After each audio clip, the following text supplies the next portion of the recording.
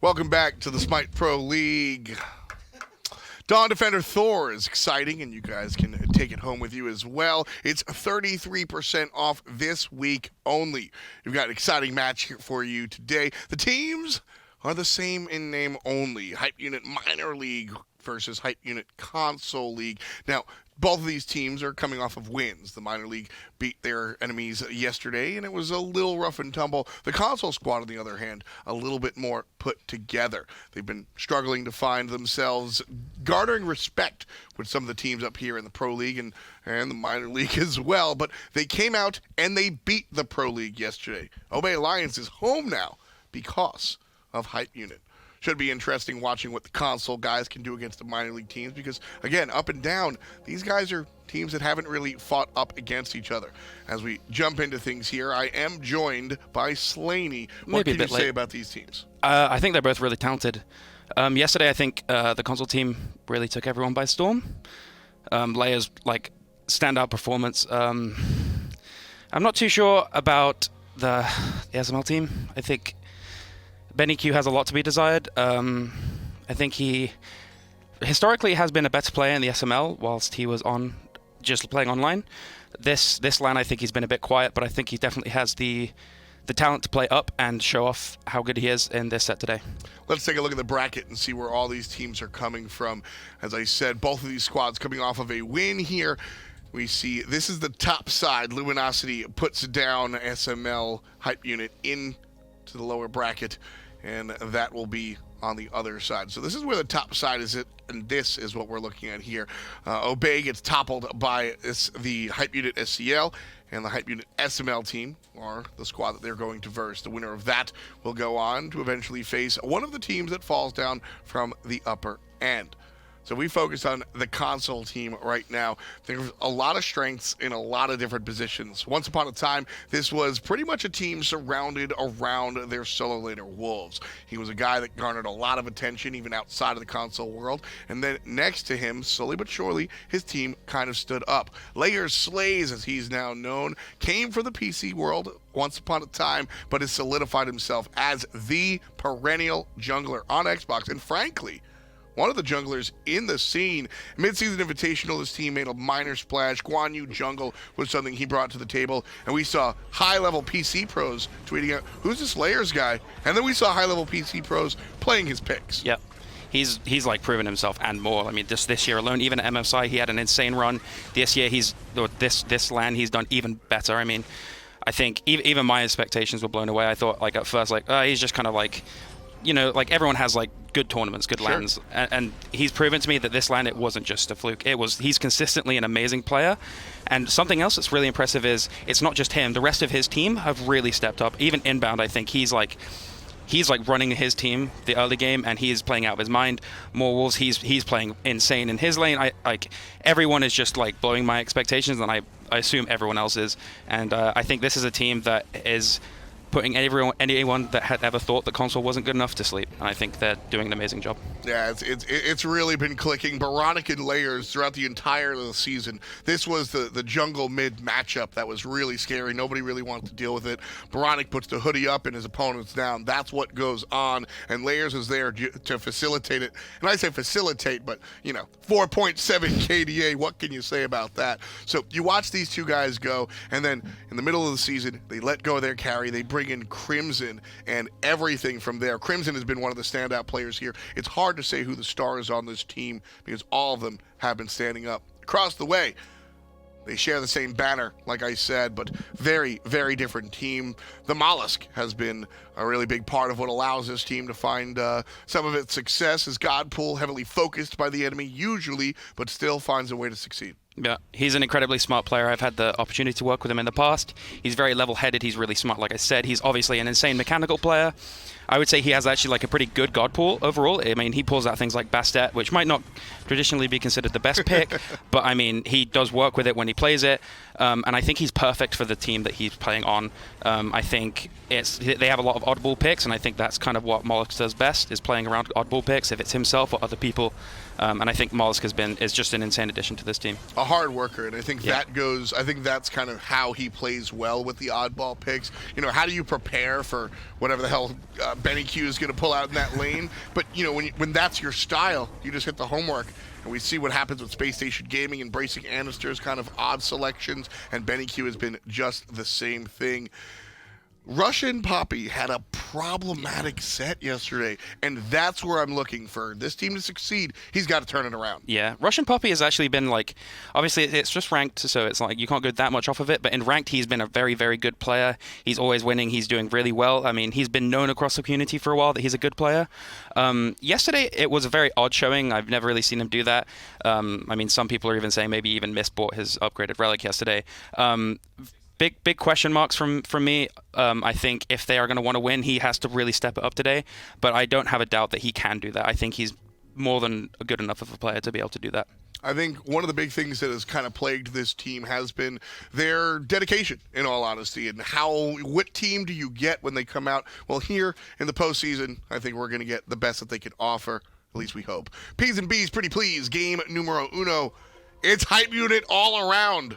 It's very blue. It's more of a turquoise, okay. Excuse you. I was just happy that I got to hear that P's and B's pretty please for the first time in person.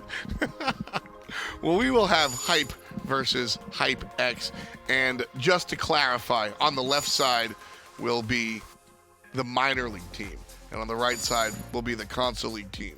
And so we'll see how these guys go. Picks and bans, pretty standard here, at least standard for these teams. Yeah. And the way you can tell that Hype X will be the console league team is because of the Thoth ban. And Crimson's Thoth is insane. And the set ban. I mean, his name's LayersSlays, and I think he earned that Slays in his name. I mean, Set is just like a signature god for him at this point. He's just been farming with it all tourney and all like his season, so. Wolves has also kind of been the Jorm one trick, and I say that tongue-in-cheek, knowing that Wolves has a lot of other selections, but Wolves has always been, first of all, very quiet. He doesn't need to speak. He lets his gameplay speak for him. Mm-hmm. And very much I'll play one god the whole tournament until you take me off of it. Yeah. If I'm winning, why change it? And oh no, he has to play King Arthur in the solo. Darn. If I King have Arthur to, guys. And the Thor. Yeah. I mean, layers on the Thor. That's a combo. Yeah, I feel like it's a bit odd. I know molluskk has always liked this rat. I mean, it could be a flex. Honestly, I wouldn't even be surprised if it goes ADC. Sure. I mean, it's sBennyQ. I think maybe a Thor first pick would have been a bit better for them there. I mean, it takes away from I mean, it's just a huge flex on the other side for the SCL team. But I mean, I'm not unhappy with rat pick. And then obviously taking Hercules away, and then obviously Poseidon, really good character just overall. He's just like a great base mage. Right. If you don't know what you want to pick, then Poseidon's just good here, you know? He works out as well against the opposition. King Arthur and Thor have trouble dealing with cripples, and Serqet picked into that, believe it or not. The Hercules, though, you briefly mentioned it, taking that away from Inbowned, very, very big deal here. No disrespect intended when I say this. Inbowned is kind of like a Roar Light, if you're unfamiliar with the console league team. He's very aggressive. He wants to play that solo invade style. He wants to hold that W key as they are on keyboards now. And so with that in mind, Hercules taken away, that's as good as a ban. I do love the Serqet pick here, though. I assume it's going to be going to Inbound. He's shown throughout this tourney, and I think even on the season, on the online season, that he's just running the game with Serqet. So I'm really happy that they picked that there and didn't risk it getting banned away. Even if there may have been a better pick for them there, I think that's the best pick for them. Hype Unit on the right side, the console league team also coming out with a great ban. sBennyQ is one trick to Oleron all season, and it also, Oleron is tough for Hype Unit, the console league team, to play into because they like this group up and dominate strategy, which Oleron punishes heavily. So by taking that away from sBennyQ, who has leaned on this selection time and time again, I think it's a great look. Hype Unit select Jingwei. The minor league team will go with Erlong Shen. A lot of flex here on the side of the SML team. I think, honestly, that Hercules, the Rat, and the Erlong Shen, I wouldn't even be able to tell where each of those picks is going to go. It could be an Erlong ADC, it could be a Rat ADC, it could be Erlong support, it could be Erlong... There's so many different variables here, which I think is really, really good. I mentioned it in the last cast that like having all these flex picks is just really strong, and it really keeps the enemy team on their toes, and they can't plan that much around it. But I think we're going to find out where all these characters are going to go with their next pick here. But they have the time to think about it. Having a lot of bank time is actually really helpful. You have as much time as you want to think about it, but they clearly don't even need that much time. Going with the Discordia, and I actually really, really, really love this choice. One, I simply think that we don't see enough Discordia for what it's worth. Zeros, our pride and joy, thinks that this god is not anywhere near viable. I think she's got a ton of damage late game. I love Strife, one of the most difficult abilities to deal with in the game, just as John Finch. And there's a cripple on the ultimate as well, and hype unit on the minor leagues, or the console league side, excuse me, the right side of your screen. Cripple is going to hurt them a lot. And one thing you can never forget is Discordia's passive. That will add a lot of power early game, and if that's going to someone like Hercules who already gets 1,000,000 power from his passive, he is going to be swinging hard early game. And it really helps the team transition from early. I love this Hebo pick right here. And this is, if you've been following the console league team, I know their fans are out in droves right now in chat. Hebo is an old school pick for Boronic. Boronic comes out, and there are games where Boronic just has to put the hoodie on, put the backpack on, and carry the team to victory. Now, luckily, his team has been performing well, but Hebo is what he turns to when he just wants to slay it out. I mean, I see Thor, I see Serqet, I see Hebo, I see a lot of setup for the mid lane mage. Picking Hebo, I mean, it's a great matchup with Poseidon. It kind of stops what Poseidon wants to do. And it also just sends a message that I don't care what you have. I'm going to run at you and I'm going to kill you. Exactly. Like, Hebo doesn't do anything but damage, and he does that well. And he honestly sends a message that he just doesn't care what the other team are going to be doing.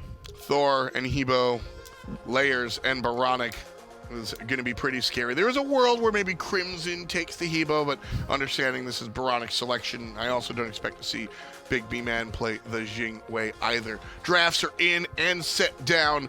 Hype unit on the minor league side, on the left side of your screen, have a little bit more of the oddball selections like we were talking. Hype unit on the console side, this is their identity. With all that said, what's your take on this one, Slaney? I think the SCL team, I think they're going to take this game. I think they're CC. I think they have enough damage. They have lane bullies. They have everything. And then if they need to fall back, they can fall back on the Jingwei and the Hebo. I think Inbound's got a character that he has looked incredible on. They have just great picks across the board, whereas Hype, I think, even though they have comfort picks and they are oddball picks, I don't see it meshing that well together. They have a great team fight, but I'm not sure how well it goes together, so I'm going to lean towards the SCL team. I think the minor league team here is leaning on individual prowess. If all the players can kind of stand up on their selections, this will look very good for the minor league team. SBennyQ got to come out, sops got to come out, and everybody's got to play their role for the minor league team to do it. On the other side, the console league team, like you mentioned, Slaney, have a lot of the tools, crowd control, damage, and just faith in each other here in order to make it work out. It's going to be a tight one, but I think I lean on you as well. I think the console league team has what it takes here, and it could be their game to lose. Minor league team, like I said, Poseidon, Discordia, these guys are going to be front and center. We'll see if it's enough. Hype versus Hype, minor league versus console. Let's jump into the action with John Finch. Thanks, Tom, and great job on the desk there, Slaney. It's Finch and Anatoly here on the call, and this can't be right. RussianPapi is the observer. We're gonna get Big Play Ray in here. He won't miss a single big play, I guarantee. Well, Toly, these drafts here are really interesting to me. Layers on this Thor, one of his best picks. Inbound on the Serqet. But Hype Unit, the SML Hype Unit, obviously, they're the team that I think just drafted a bunch of pressure. They want to fight. They did, and they even first picked this Ratatasker already for Molluskk. Just goes to show, as the tournament progresses, whether it's best of 5, best of 3, the meta kind of shifts, comes and goes, where we're getting global pressure versus global pressure in different kinds of forms. Rat's going to be trying, or Molluskk rather, doing his best to keep up with Layers on this Thor in the jungle. Gamma, support here for the SML squad, has already moved up to this speed buff to try and be here and be annoying, and in comes Layers to try and stop that. He's got some backup from Boronic, who showed up here as well. Maybe the plan to try and shut him down early. Boronic goes right back to lane. That's going to leave Layers on 2v1. He's going to give up on the speed. A little bit of misdirection there. It looked like it was only Gamma, but then the staggering out of Molluskk. A very important patient there, because if he shows up right away, then instantly Layers goes to his red buff without missing a beat, though. Gamma always on his tail. This is kind of what happens in Season 6 for supports. This makes it much easier for Gamma to get over here in time to strip that red away. They got the red and the speed. Oh, yeah. And now Layers can't really take this fight anymore. This is an Erlong Shen. He's got to run for the hills. He does have Crimson coming in for some backup.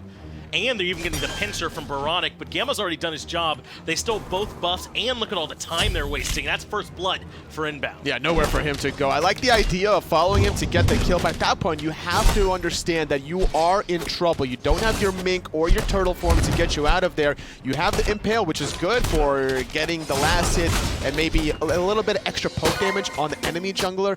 But when you're only level 1, you're a sitting duck. Inbound aggressive, blinks in and does nothing. That gives the bleeds out from Benny. very early on. He's juking around the minions, and Inbound takes quite a bit of damage. So sBennyQ survives, but they already got the beads. Next time they come over, he's a sitting duck. Oh, he's not done yet. They're going to go for it again, but this time sBennyQ did not miss the whirlpool or that basic. That was pretty nuts. Benny finds the flick basic attack, and he's got some help coming in as well in the form of Gamma, and Crimson's been caught with the dash. Very difficult for him to make it out of this one at this point. Just a few more autos need to land. Gamma willing to commit for it, and they find the kill. The wings were clipped out of Crimson with a perfect route from Gamma, coming right back from the respawn. He understood where the action was going to persist in this long lane after the initial dive onto sBennyQ. It looked like he was in a little bit of trouble because he missed the first tidal surge, but then on the secondary dive attempt, it felt like Inbound was trying to outplay sBennyQ, expecting him to miss the second one. Not to be the case. sBennyQ made the first mistake, but not the second. And he was able to clean it up, and now he's level 4. Crimson only level 2. I'm assuming once he starts to clear this wave as they're freezing it near their tower, he'll catch up a good bit. But that's bad news. RussianPapi and molluskk are going to get the second spawn of the speed buff as well. I mean, someone's got to be there for that one to clean it up too.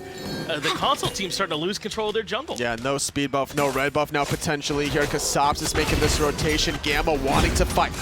sops should be able to clean up the red buff and throw some damage Inbound's way. Inbound does make it back out, but they have not had control over any of their jungle, really, the entirety of this game. That's going to make it so hard to fight back. This is the power of the assassin support. Even though both teams have it in the form of Serqet versus Erlang Shen, I got to give a slight edge to Gamma here, being able to utilize that Erlang passive. Every basic attack he throws out, his dog is contributing to a little bit of extra percent health damage. Hard to really box against even a level 1 Erlang support. Even with Thor having that passive for 10 power, it's still got to favor out Gamma. Now we did say already that the SML team has way more pressure with their draft. So being behind early, I think that's something to be expected, but maybe not being drowned by the Kraken. Inbound gets gobbled up. They just have to stay in striking distance. Probably they are going to lose this early game no matter what. They just have to stay close. It's hard to really battle into this composition because also sops' Discordia passive. Can we look at the player damage done? Because I'm curious who's benefiting from it. It is Gamma. So as if he's not winning those little poke battles even harder, he's benefiting from that Discordia passive. They're going to need these side lanes to really buckle down. The Erlang Shen's rotating over, but they should have the information thanks to Inbound. Crimson will take some pot shots and fall back. But look how far behind Layers is. Level 3 on this Thor.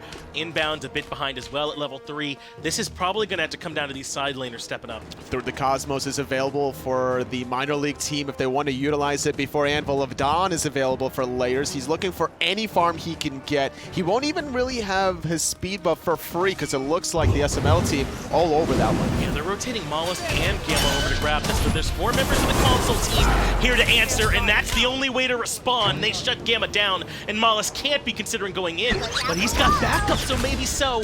Doesn't find anything with the knockup. Instead, they want to collapse on Wolves. Looking for anything that they can get. Wolves on the King Arthur, really just channeling everything to molluskk, punishing him for making this kind of rotation. Good pull coming through from RussianPapi, prevents the chase down, but this is the way you stop the aggression from the minor league team. You've got a 4-player collapse there.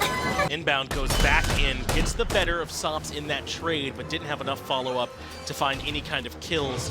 oBoronic, though, falling behind a bit, showing some face at speed, but then he missed a little bit of farm too.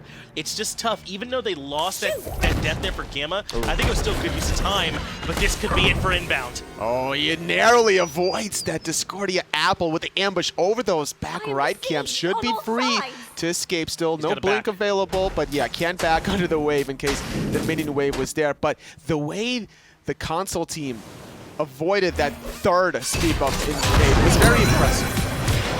Trouble now for Layers. He's caught out by Gamma. Just too much follow-up there from sops. oBoronic going to try and do his best to punish, but he doesn't have enough mana, and it's a 2v1. He falls back as well. And what the boys have to do here now, totally, I feel like, is just handle this frustration, this pacing. Someone's got to be there calming them down so they're not chasing bad fights. I mean, as the game progresses, I still think that the Chaos side is going to be able to fight into this. They have a lot of burst damage on this Habwa, Serqet, even the Thor, so wait for oBoronic to get a little bit more mana. He does have that Shoes of Focus, providing it a little bit, but he doesn't have the MP5 to follow it up, so if he's going to use his abilities on the wave by himself, no assistance from his jungler as he was dead, dead, then he's not going to have the mana for the poke or the 2-on-2, the 3-on-3s to follow after. The only problem that I see that I don't know how they resolve is just how far behind Layers is. Level 4 as opposed to level 7 from molluskk. Gamma, though, looking for the setup here in the Crimson. There's the Whirlpool.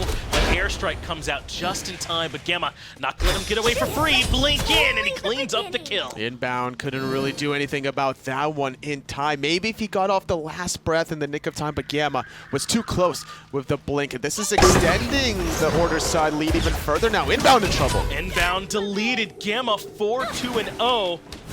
Not so bad there, as he's having a really good start to this game on this Erlang Shen support. 4,000 experience, 2,600 gold that the SML squad are in control here in this game.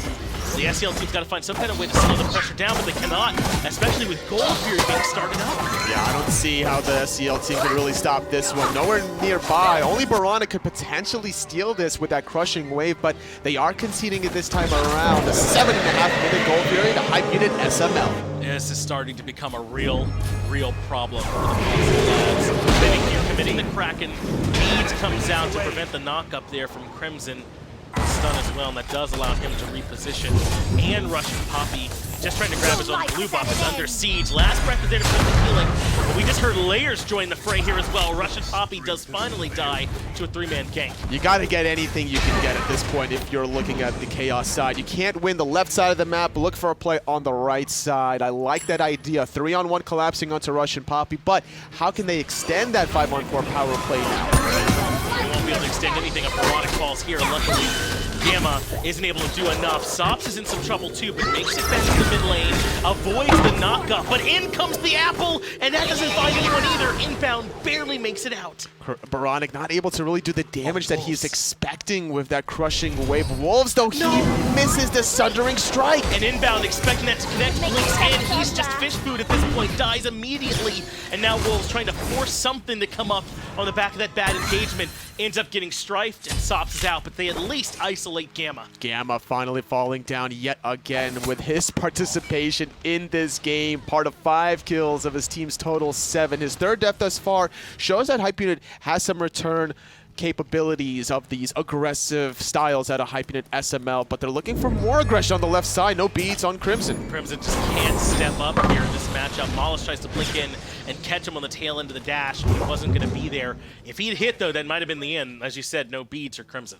Might have been able to get out with the airstrike, but it would have been a very close call with all the burst damage from this level 10 Poseidon. Bancroft's talent completed on him with that extra 100 magical power this early on a squishy Xingwei. Probably a kill at the end of the day, but the biggest disparity I'm seeing here, Finch, is the 2 junglers. Level 9 on molluskk, just now hitting level 7 as Layers. This is going to be a real problem here for them. They're going to need, like we said earlier, these side lanes to step up. Now, the good news is they've kind of stopped the bleeding for now. They've gotten back control of their buff timers, and there's no objectives for them to take Pyromancer not up just yet, and they already got the Fury.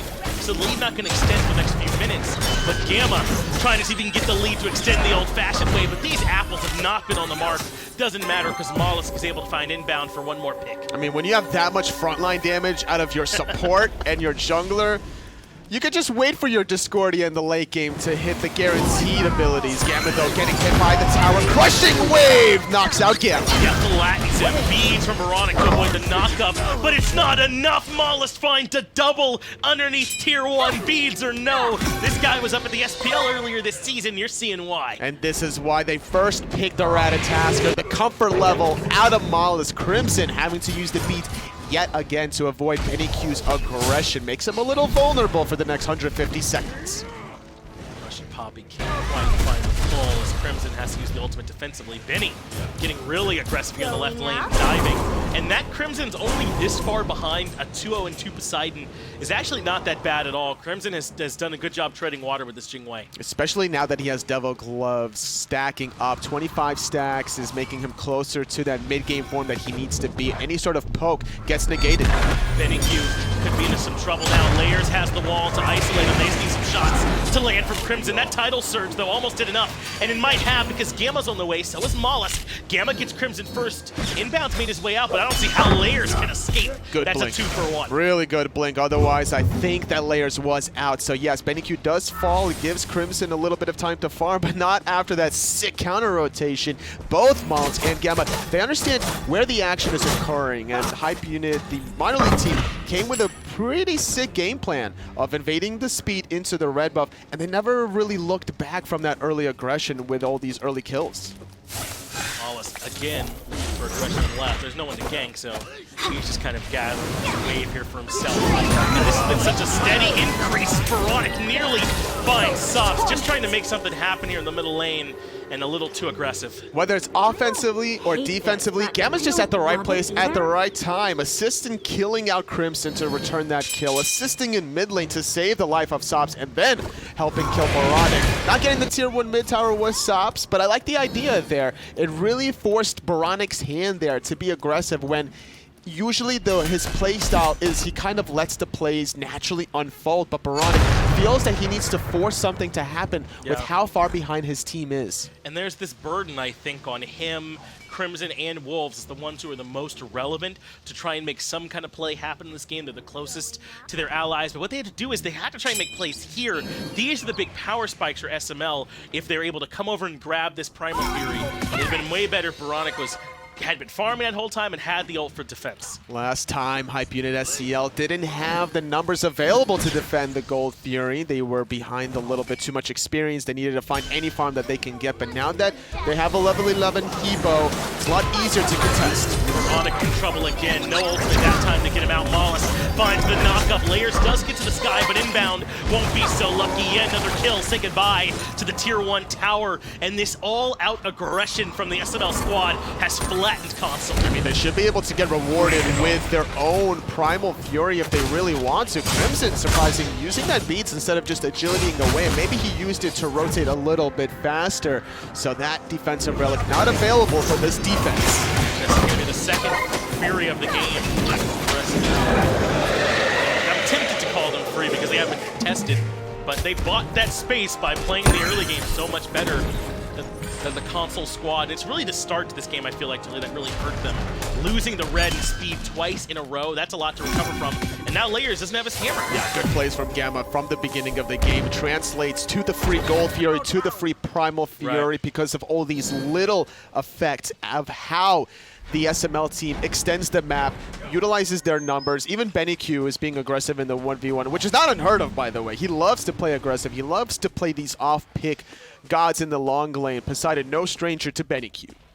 Emma yet again looking to make plays. I wonder if he is the MVP of this game, number 1. He's been all over the place. Two-man taunt, and he might get oBoronic in the 2v1. Gamma's fully online. I mean, the amount of control from just Gamma alone, right? The taunt, the knock-up, the pin as well. Even the damage that he's building into. When's the last time you saw Erlong support build a stone-cutting sword? Yeah. I can't even recall the last time. So that's how you can tell the confidence from not only Gamma on the Erlong, but the rest of his teammates to lead off of Gamma's aggression. He's the same level as oBoronic and Layers. This game might just be out of reach for the console team already, and we saw them play well. We know that they're better than we might be seeing here, but this game was just out of control. A good blink from Wolves gets him away from the whirlpool, but that tier 1 tower is coming down as well. Yeah, I mean, even though Hype Unit are losing considerably here, you can't kind of count them out in the entire set. With the way they looked yesterday against Obey Alliance, there's still a lot of credit to where credit is due. molluskk is in some trouble. He may even die for it, but the rest of his team is going to get the Pyromancer, so they trade that one away for molluskk. And there's some trouble for sops, looks like, as well. Meanwhile, RussianPapi and Wolves are battling it out in the middle lane. Not much going to come from these solo laners exchanging blows. But Hype Unit needs some kind of way to slow things down. Is there anywhere they can go or any fight they can look to take? I mean, the one thing that they've done just now was the non-rotation from Crimson to be able to get farm that he can get on the left side and a tier 1 tower. If he's left alone for 30 seconds at this phase of the game, this level 15 Xingwei can easily go for the tier 2 tower now with Executioner online. Wow, Crimson doesn't even feel like he can go for the Rage, and I think I might agree. I know normally it doesn't feel that tough to get those stacks up, but with the way this game is going, something like a Wind Demon or a Poison Star, maybe. Star could certainly feel a lot better in this slot. Yeah, with Gamma being this aggressive, limit his damage, honestly. He's not that tanky anyway, so the base damage alone, without too much percent health, like sacrificing Chinsai, sacrificing Rage for extra crit, I don't mind this play, because now you're keeping yourself alive a little bit longer to utilize your Devil Gloves to sustain you back up.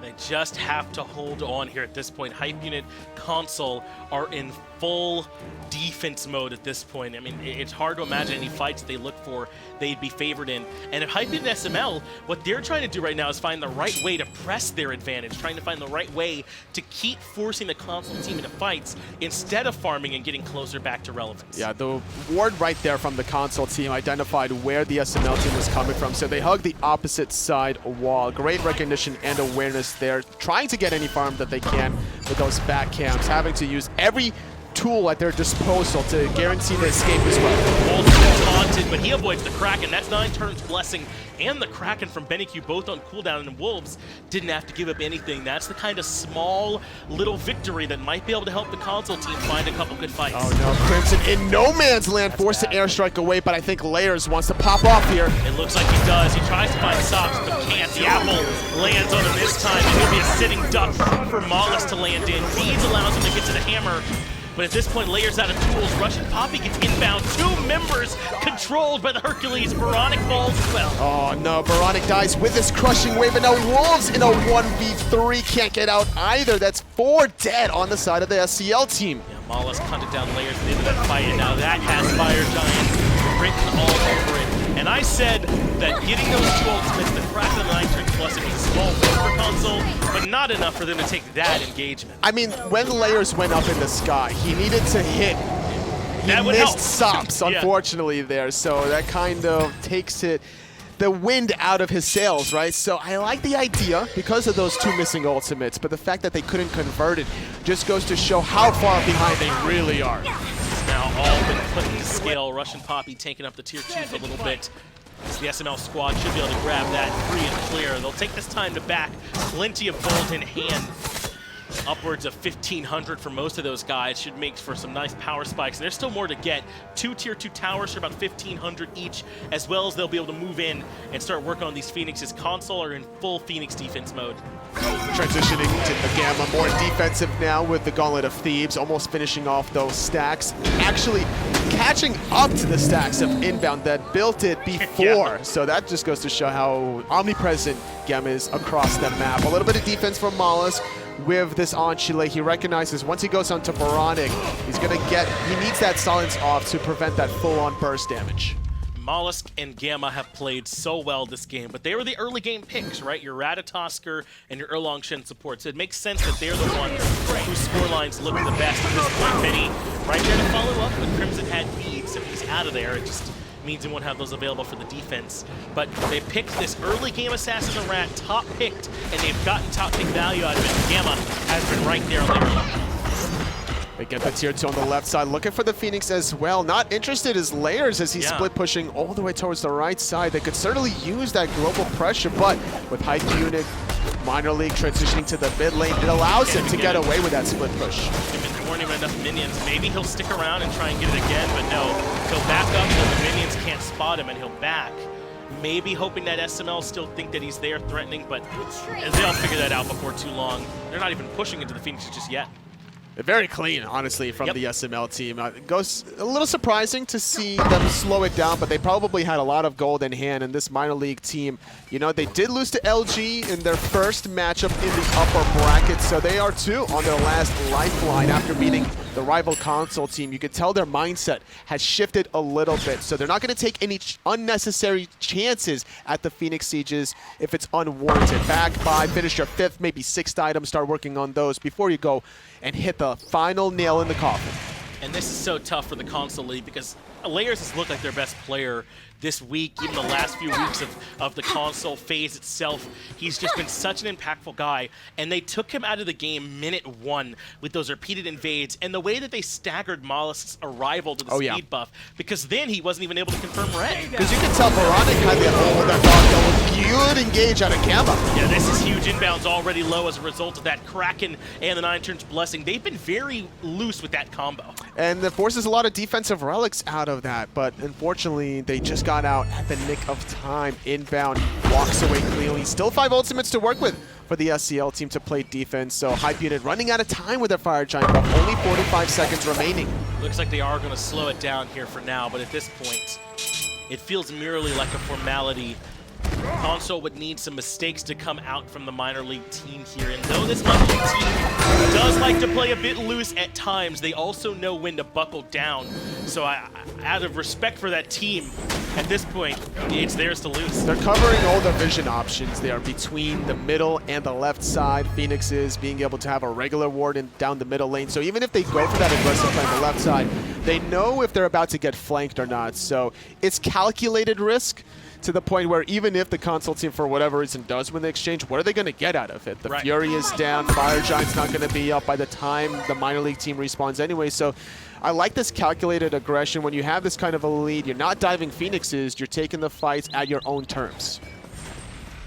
One upside is that the big experience gaps can't get much worse, right? The jungle and the supports, or rather the jungle and the long lane, already level 20 for Poseidon, already level 20 for Molluskk. It does mean that they're going to have a hard time fighting them right now, but if they can hold on a bit, Layers can only catch up experience-wise. The whole team can really only catch up.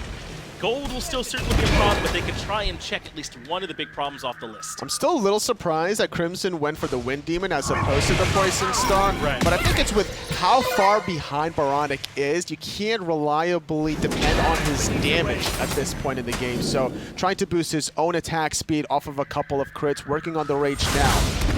We probably saw Boronic's last chance at being a big irrelevant damage dealer. That fight in middle lane, I think it was a 1v2 at his tower line. He goes for a big crushing wave to kill sops, and it just wasn't quite enough damage. And I think that's probably the last bit of his relevance. He's had to hold on for a while as well. Is this Fire Giant it's free. It's clear. Oh yeah, they got the one at 18 minutes. They're going to get this one as well at 23, uncontested. There's nothing realistically that the console team can do about this, but Molluskk feeling frisky.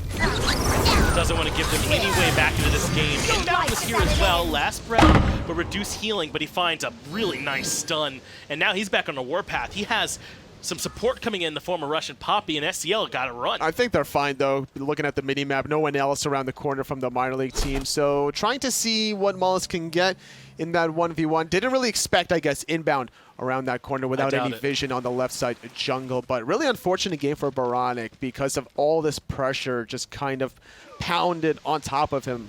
Mound after mound between he didn't get any red buffs either. Long Shen, no red buffs, no speed buffs, unfortunately for Layers in the early game. And that hurts his mobility to get other farm on the sides of the map.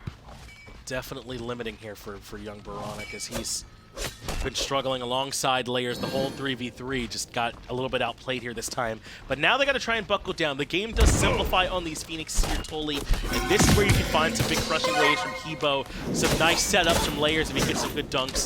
This is the best chance they're going to get. But without the blink, if you're going to crushing wave, you're going outside of your Phoenix. It's not like you can blink in and then 180 back into safety of your own Phoenix. It's going to be very difficult to find a good one from Oboronic. Basically, they're going to have to kill everyone with it because he's stuck once he goes in.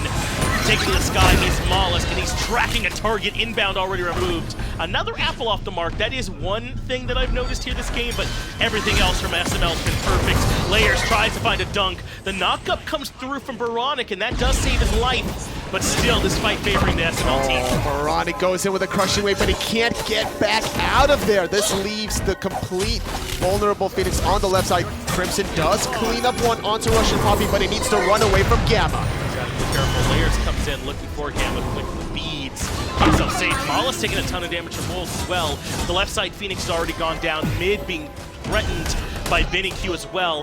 Hype Unit hold on to 2. Hype Unit console in the middle on the right side. It's just the left that they've lost. Looking for a little bit of a chase down is Crimson. Looking for the agility and the persistent guts. Gets off one crit, but the wall stops his pathing. And Layers has to fall back, worried about being hit by that big strike. That's 2 kills, and Hype Unit might be able to get sops here as well. sBennyQ was not involved in the action. He was trying to confirm that middle Phoenix in response there. Good strike. and that means now the Apple can come back out. Wolves now crippled and can't do a lot of his abilities, struggling to be able to lock down this Discordia. The jukes from Sops have been too good, but Layers lurking around the corner, didn't expect that. Good Layers gets the kill and hammers out. Stuns, forces the beats Mollusk with the last hit at the end of the day, so good defense at the least to clean up Sops and Gamma after losing their left side Phoenix. They hold on to their middle Phoenix. Is the console team still science of life for them? If the SML team is going to remain this aggressive, they will be punished. They need a few more levels, though. Still 19 for Wolves, still 18 for Layers and Oboronic to even up the experience, not to mention the gold deficit. You saw in those charts you just saw a moment ago, they really have not lowered the deficit by all that much. It's just mostly treading water they're trying to do at this point. I mean, during that Fire Giant duration, it was a 7,000 gold power play coming out of the minor league team, being able to get that left side Phoenix, a couple of kills, that tier 2 tower as well. It's looking clean for them, but if they can't get this last couple of Phoenixes, it makes it harder when you're going into the throne room up against a Hebo, up against a Thor that's going to wall you off. Not been easy so far for them. They've got the left side Phoenix, but they don't have a traditional hunter. That might be part of what's slowing them down. It's a reliance on Benny having some free time to shred down those Phoenixes for them. Maybe that's something Hyping can continue to try and play around. These long, drawn-out Phoenix sieges might be a place they can stall out the SML team. Couple of adaptations for the SCL team's build as well. Gamma, they're going to go in, gets a nice two-man taunt there, forces out the beats. Out of Oboronic, tell me if you heard that one before, as Mollusk goes in. He's looking to capitalize. Crushing wave comes out from him. They drop the last breath as well, but Mollusk lives through it all. Finally, the Apple finds a target, but Crimson is the one that removes SBennyQ, but Sops coming in to try and find a couple more. Inbounds already dropped, but Crimson gets another. They remove Sops. That's the damage dealers taking out RussianPapi, falling now as well as Layers finally showing up. What's happened here to SML? They're starting to crumble. They definitely are. They're looking for a last-ditch effort onto Oboronic, but they couldn't get the kill. The breastplate of Valor a little too strong out of Oboronic. All right then, console. We might have ourselves a game here after all. The minor league looking for a setup play off Gamma with that Erlong Shen blink and then Mollusk to follow it up, but Hype Unit responded aggressively to each one of those initiations and SML couldn't break through. A good start. You get the beads out of Oboronic, you get his crushing wave, but then the dive out of Mollusk. He was too far for anyone to follow up, and then all of a sudden SBennyQ makes the strangest of plays, putting himself in no man's land, dies before he even uses the Kraken, which is a huge factor when you're this far ahead. I'm not going to get too excited. That's just one, Tola. That's one of easily 4 fights they might have to win to turn this game back around. But it starts with one, right? So this is how it has to look for them every single time. If Hype and SML are going to keep overcommitting, because remember, they need these fights off the Phoenixes. They don't shred them nearly as well without a hunter. Then maybe console can try and fight there. Maybe could have went for the Fire Giant instead of that tier 1 middle tower while Mollusk and SBennyQ was still dead, but instead opting for only a tier 1 middle tower and that Fury. Not really enough to benefit from that small power play, so instead minor league team should be able to confirm their 3rd Fire Giant of the game. There's still a vulnerable, weakened Phoenix on the left side that the console team has to tend to. You're right, man. I don't want to get twisted at all. Hype and SML are still firmly in control here in this game. Though the console boys did find themselves one fight. That's the Fire Giant, still not enhanced. They got a little bit too soon for the full enhanced version. But they can start threatening this left side Phoenix and mid on this next push, and console slowly fighting their way back in. I almost would have loved to see them wait 40 seconds to make it enhanced. Like, there's no world where the console team defends that one, but at the end of the day, if you're looking to make a play right here, right now, sure, go for it now.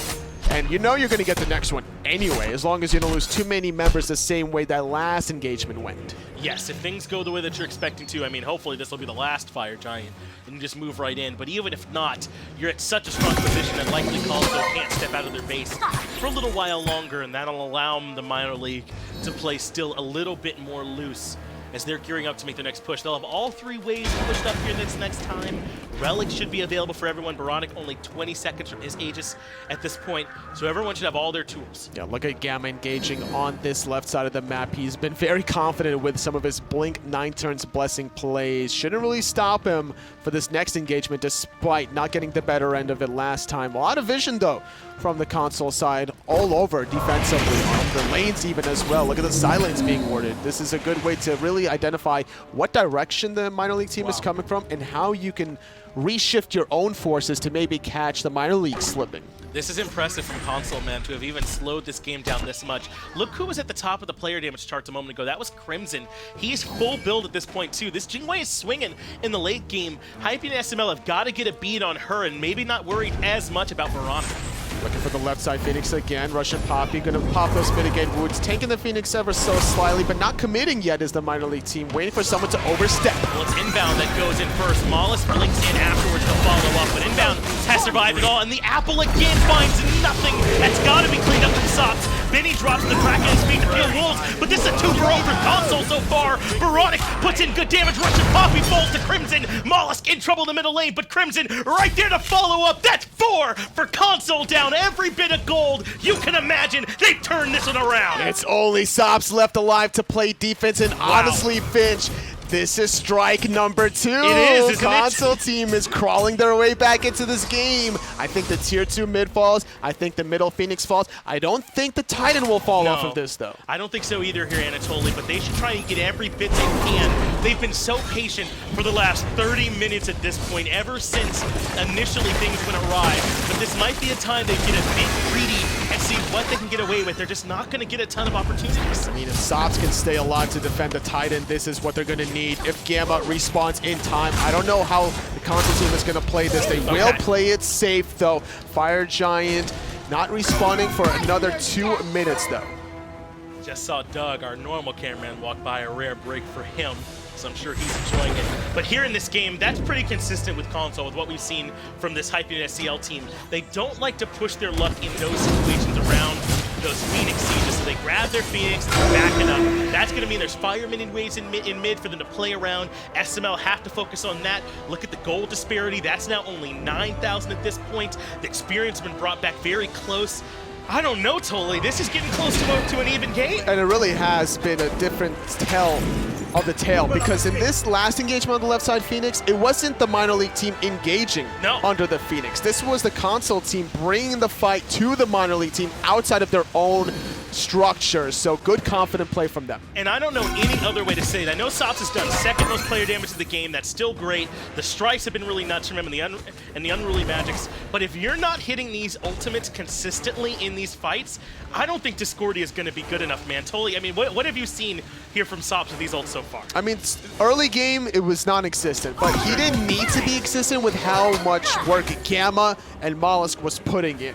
But late game, it's not just sops kind of dropping the ball, it's also sBennyQ. Sure. With his build right now, Breastplate of Valor, the Gem of Isolation, he doesn't have that much power to go off of. Like, the Spear of the Magus is realistically, and the Obsidian Shard is good penetration to follow this up, but he needs to be able to get those boots sold for another power item. This is risky, though, from Console. They're pushing now. Instead of all the defense they've done so well, they might get a bit ahead of themselves. molluskk goes to the backline for a knock-up. Doesn't find much, but now they have Oboronic isolated. He's way too far forward. RussianPapi hits a great driving strike. Crushing Wave does bring at least one member low. That was molluskk, but they've lost Oboronic early on. Another Apple finds Casper in the back of the fight, but Layers goes right to molluskk, removes him. It's 1 for 1. sBennyQ in a little bit of trouble. Layers looking for him alongside Crimson to get that one. Looking for MORWolves blinking in the back. They need sops. He's really the best damage dealer left up for SML. They need him to start performing, but it looks like it doesn't matter. Console are pulling up at this point and not looking to press this fight. In fact, Crimson even considering a back, so SML might get to breathe a sigh of relief. But I was worried. Console are now sieging, taking fights outside of their own base, trying to grab the tier 2 tower. SML brought the fight to them, and Console handled it. It's working out for them. They're kind of baiting Oboronic out there like a juicy piece of meat, and it looks like the minor league team is taking the bite. It was working out for them in the early stages of the game, but late game, the counterfire now from the Console team is proving to be fruitful. The damage out of Crimson, too much now. Even having a 3K power pot, really punishing out this minor league team for looking for that play outside of their structures. And Crimson's the real problem, man, and I don't know that SML has made that adjustment yet. You're so right.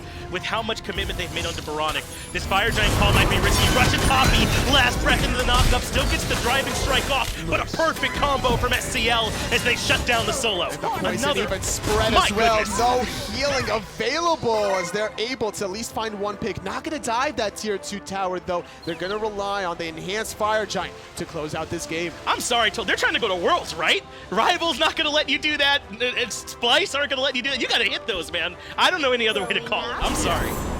Not looking too clean, unfortunately, for the minor league team, but the console team now are almost back in it. They've got multiple strikes now out for SML team, and this is now them having to play defense. And think about the damage that this could do to the minor league, and I'm talking it from a mental standpoint, because they dominated this game throughout the early to the mid phase. Their start was so impressive. Gamma and molluskk played the early game nearly flawlessly, and now they have to transition that work over to sops and sBennyQ.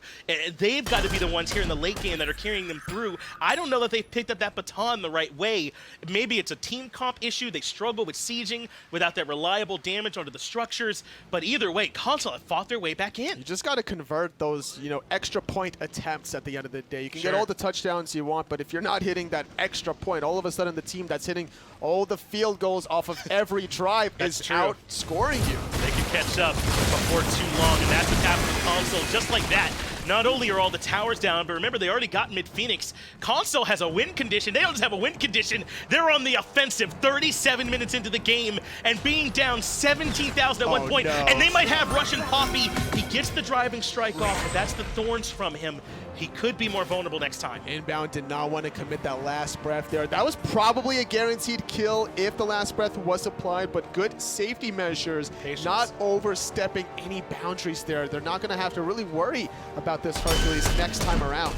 We've been talking a lot about how well Console have played, but minor league now at this point need to double down. They still can get a lot out of a big Kraken. They can still get a lot off of really good setup, a taunt from Gamma. Yeah, look at Inbound gonna get pulled in, but he wants to get pulled in. And he's the one that absorbs the Kraken. They do go for Crimson this time, bringing it half health already, and the Apple does find a target, but it's 1-for-1. Inbound dies, but they take care of molluskk on the opposite side. Wolves now the only frontlining member left, but Layers gets good damage. He goes into sBennyQ. No. That might have been a bit of an overstep, but he makes his way back out. The strife and then the for javelin toss out of Gamma to convert that kill That's as too much. well. Both of these teams struggling a little bit in their siege attempts. A great pull from RussianPapi onto Inbound, which I thought was going to favor the console team because of the last breath potential onto the Hercules and maybe blowing him up. But being that deep in enemy lines, there was no way to escape that time around. And I think the console team needs to slow it down when they siege it. Utilize the Thor, not the Anvil of Dawn long range,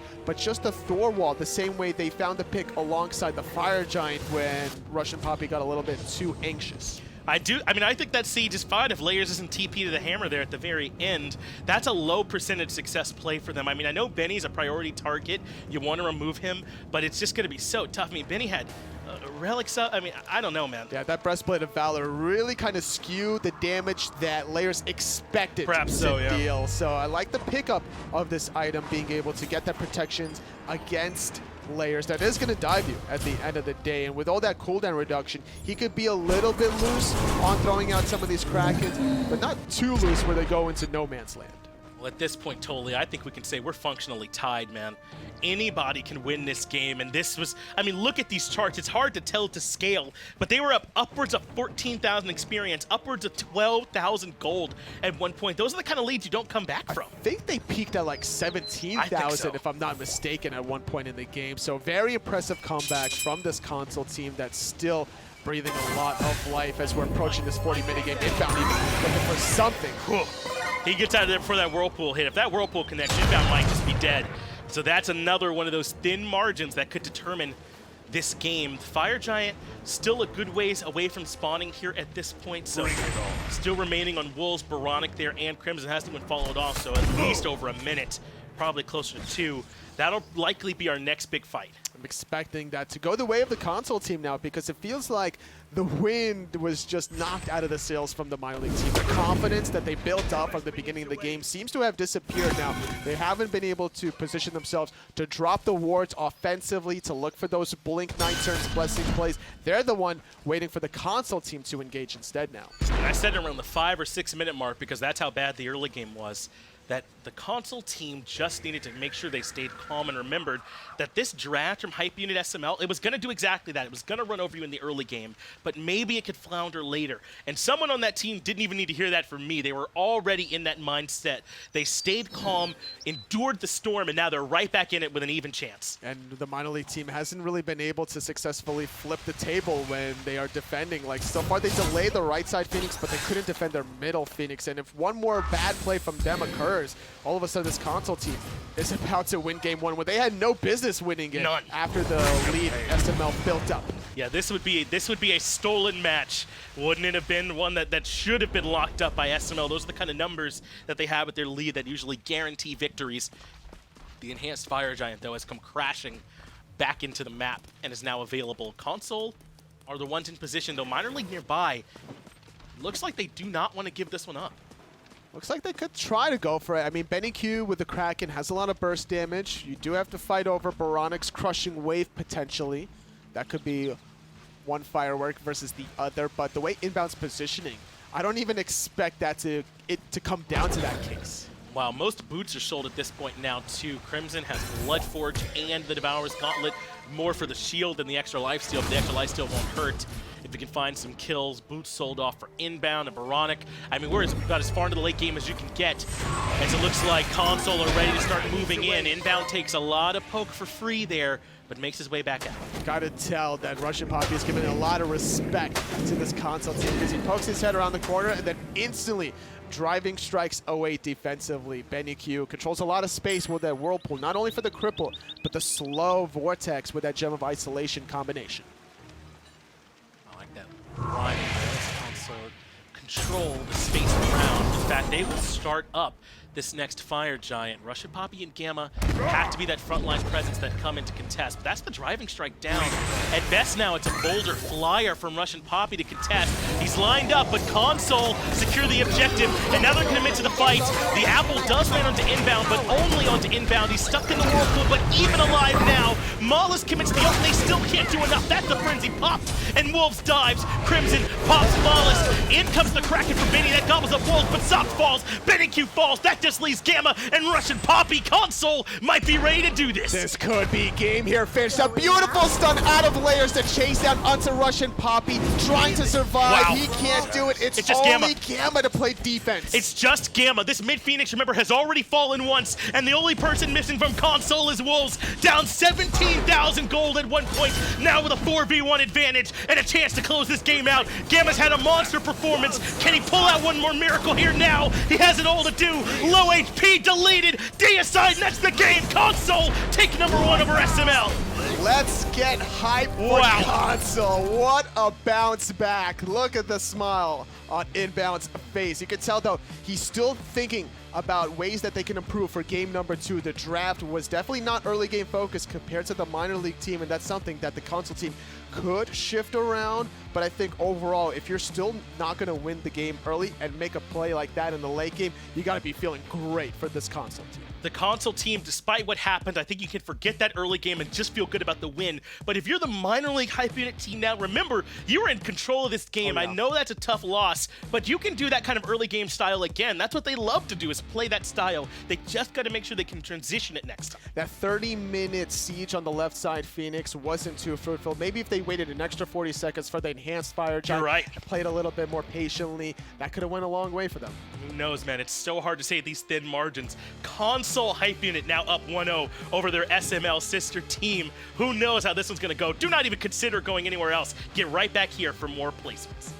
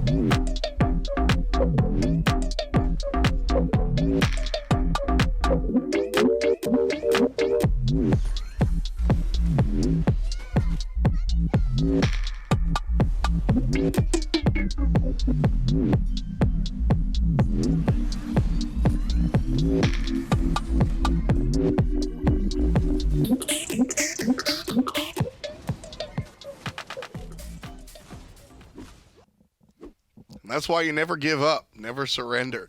SCL, they get first blood and really nothing after that. The minor league team runs it from that point on until the end. One team fight turns it around, and all of a sudden Console are up 1-0.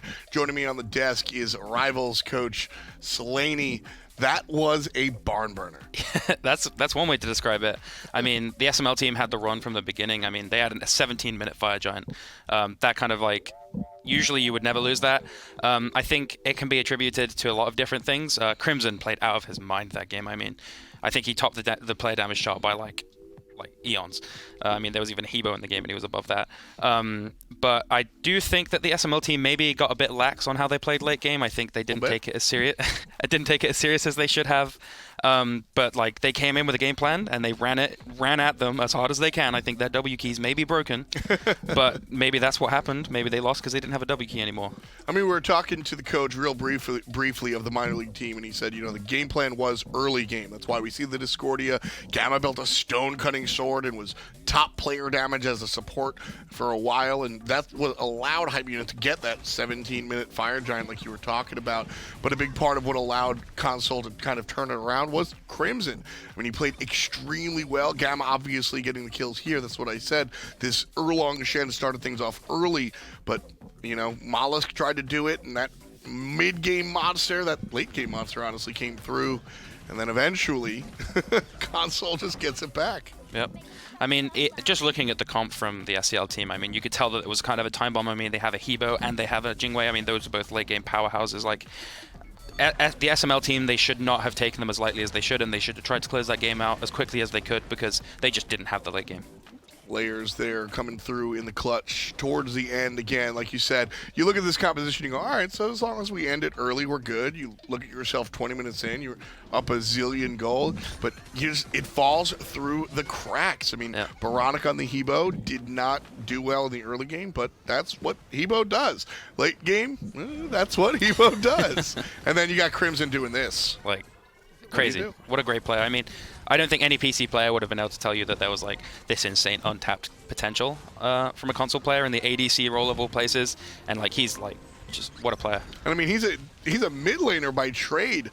When Griffin left his team, they picked up Crimson, and Oboronic and him kind of flexed around different roles and such. But this has been the solidification of the console team for sure. Crimson chasing players down, and what was interesting about this one was that this wasn't a oops, we lost a team fight, it's over. This was console won the team fight and then won another team fight and then another one, took an objective.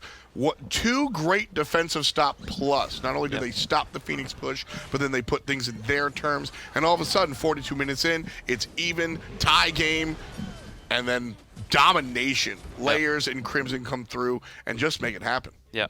I think another important thing to note that many people might not have noticed is Inbound's item choice. He knew that they were going to be playing defense, just how the start was going. And he got a very early Emperor's Armor knowing that they would be on defense. And I actually think that played quite a big role into their defense on the Phoenixes. And I don't know if the SML team were really expecting it. Serqet, not the best defensive choice, and Bobby, much more of an offensive player than a defensive player. But the Emperor's Armor worked out, and across the way, we saw Poseidon kind of fall off in the late game. The Toxic Blade not doing him any favors. The Breastplate of Valor obviously kept him alive for a little bit, but if you're alive and don't do any damage, oh well. Game number 2. Let's jump into picks and bans here as we take a look at it. Hype Unit, again, the minor league team on the left side, first pick and the first ban. And as far as this phase is concerned, I had no issues with the bans. I think Hype Unit minor league did their homework. They banned out the right stuff. The Thoth was the first ban last time, and we just celebrated Crimson playing the Jingwei. The Thoth would have made that even worse. Definitely. I think Hype Unit SML team, their draft was perfect. I think the best way to beat the SCL team right now is to take advantage of Bobby. He's very aggressive player, like you said.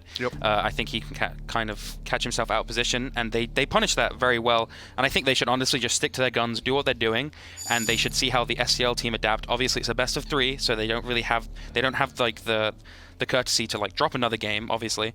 But I think it can kind of be the same thing where if it ain't broke, don't fix it. The thing that was broke was them playing poorly in the late game and didn't have their mid game or early game wasn't an issue.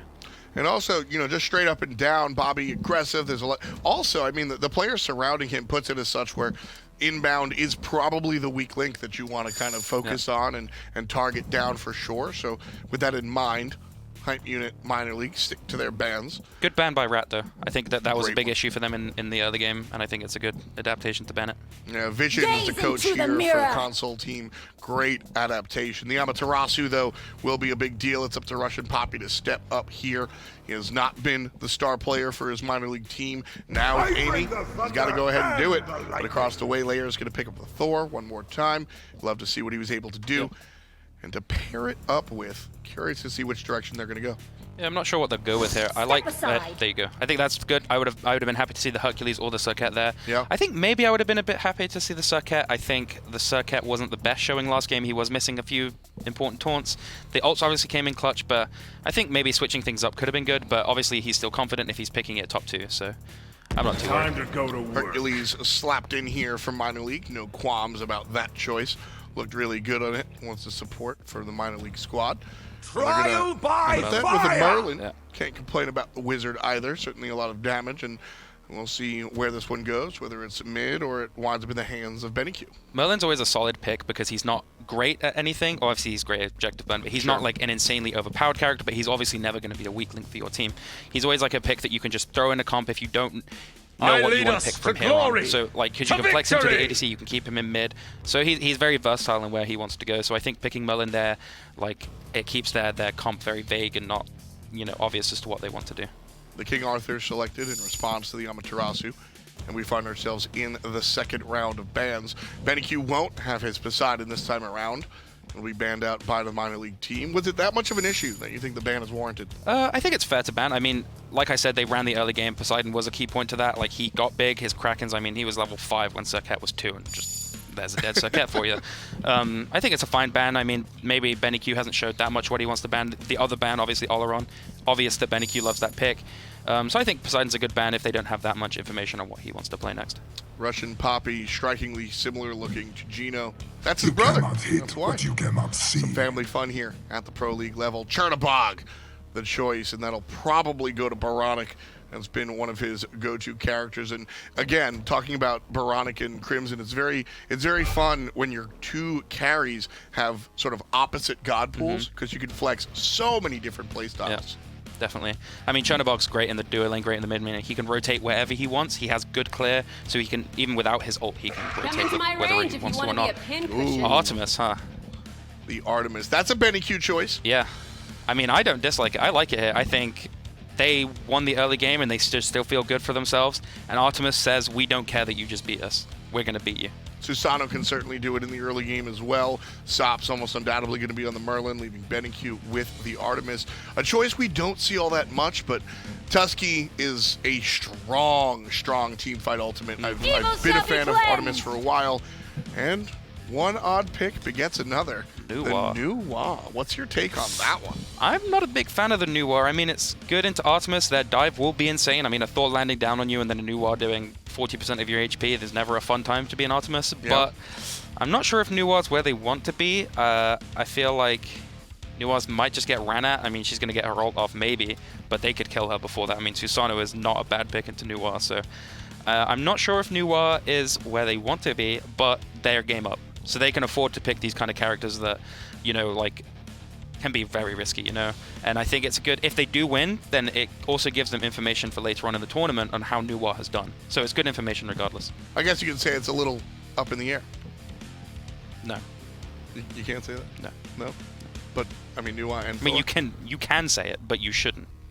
Thor's going to go up as well, right? I mean, 2. Okay. Yeah. Chernobog 2, I mean, is this just the up in the air squad or what? There it is. Serqet kind of jumps, but you shouldn't be saying that. Well, Slaney just said it's all up in the air for Hype Unit on the console side. You heard him first. I mean, I'm just going to go with it here. Amaterasu, Hercules, a lot of strong frontline, though. A lot of aggressive frontline here for definitely. I mean, I think that's what worked well for them last game. Hold W key. That's all you need. Be aggressive, stay aggressive. Defense for Hype Unit worked out last time. The console squad, obviously, they pushed out and they were able to make advances. Serqet, probably not the #1 defender, but I like the look of Nuwa and Chernobog and Thor on the defensive side if they wind up on that side. It's a brand new game, and the lead that minor league Hype Unit had certainly not going to be there this time. I still want to lead towards the SML team. I think I don't think they're going to make the same mistake again. I think they're too, like, they have veteran players, and they should be like, we're not going to make the mistakes that we made to pro that kind of game again. So I'll lean towards the SML team again, but I would not be surprised in any way if the SCL team takes it again. Well, I like the composition on the left. I like the composition on the right. Game number 2, Sticks versus Clicks. It's all you, John. And it's all up in the air, right? I mean, who's to say at this point? Let's move into that second game here, Anatoly, as SML and Console battle yet again, and Console come back from what should have been a Bane versus Batman back-breaking injury, and yet they managed to overcome it. Peaking at a 17,000 gold deficit. 7.5 minutes, it was the first Gold Fury for the minor league team, followed by a Primal 5 minutes later, followed by a Fire Giant 5 minutes after the fact there. So all signs pointed to the minor league team winning, but they couldn't convert. They got a little bit too ambitious with how much of a lead that they built up with Gamma's Blink Erlang Shen engagements. They're going to still be aggressive though with Gamma on the Blink Hercules in game 2. And molluskk and Gamma, man, I mean, they played about as well as you could ask for. RussianPapi, too, on that Hercules. It was nasty for them. I really am thinking that it was the damage dealers that let them down a bit in that late game. But Sops is on this Merlin, SBennyQ's on this Amaterasu. They've got the tools this time to have a big bounce-back game. Those guys capable easily of forgetting game 1 and slaying here in game 2. It's going to be hard, though, to forget about game number 1 when you literally had the game in the palms of your hand, and then suddenly your fingers separate, and all the sand that you picked up from the beach starts to trickle down. They picked it up grain by grain of sand and then dropped it all. Really unfortunate. Gamma still being aggressive this time as he's going to invade the speed buff, while molluskk doing the same on the red. And molluskk can't quite get the buff itself here this time, but he definitely still made life a bit harder on Layers, so they defend 1 buff but lose the speed. Already better than it went for them in game number 1. More confidence now also for the console team off of the start, off of the ending of game number 1. Even more confidence to potentially look for an invade here at the blue buff, but a little bit too late to the party for the console boys. Yeah, they were. SML able to come in there and steal that one away quite easily. Now, it looks like they did trade buffs in the end, so the buff itself isn't going to hurt too much, but it's just that it looks like RussianPapi got to 2 a good bit ahead of Wolves, and he'll lose pressure as a result. Gamma invading back camps will secure that for himself, stripping that farm away from the console boys. Looking for the right side mid camps, was inbound. Kind of shifting his attention to Gamma alongside oBoronic. Not able to really control the Hercules yet. No Corpus Kiss available. oBoronic not in position to get the guaranteed root. SBennyQ is on the Artemis pick this time, and we really don't see much Artemis anymore. There was a while where that Rune Forge build kind of brought her back to the limelight. Hold on, Layers looking for a gank, and Sops is done. This is the power of the Thor early game. Just as strong as Gamma was on the Erlang Shen, Thor can provide that same early game factor. You don't even have to do damage with your hammer necessarily if you can get in position to utilize your passive and pair that up with a Berserker Barrage. Great follow-up from oBoronic. Yeah, plus Sops use beads too. He'll be vulnerable to the next gank. He can go exactly like the first one after a setup that good. But about Artemis, I mean, there was a while where she was kind of in vogue, but then she went away. There's still some spots, though, where I think Artemis can be plenty strong. I mean, if you're thinking of the old school enemy days for Panic Cat to play Artemis. The Blink.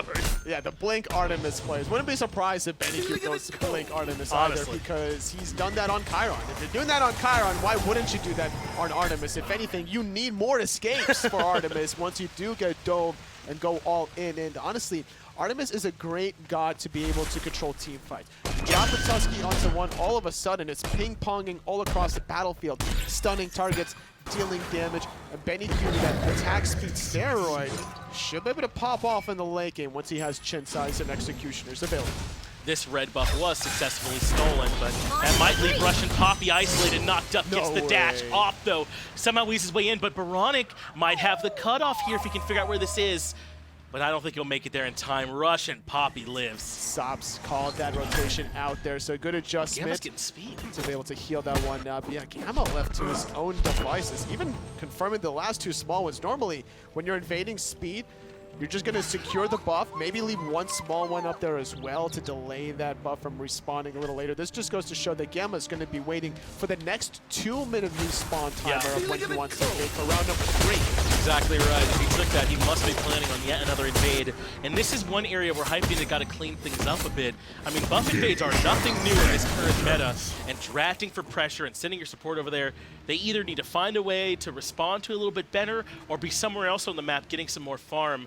I mean, you're not going to be able to make a 17k gold recovery every game. That's true, but I think that the 17,000 gold lead is not going to be built off of just 2 speed buff invades. No kills yet for this minor league team, as they weren't only grabbing speed buff in game number 1. It was a combination of speed and red buff on top of it, controlling neutral camps quite heavily, controlling all the gold furies on top of it. So the minor league team definitely slowing down now, and it just goes to show that loss from the previous game is kind of in their heads now.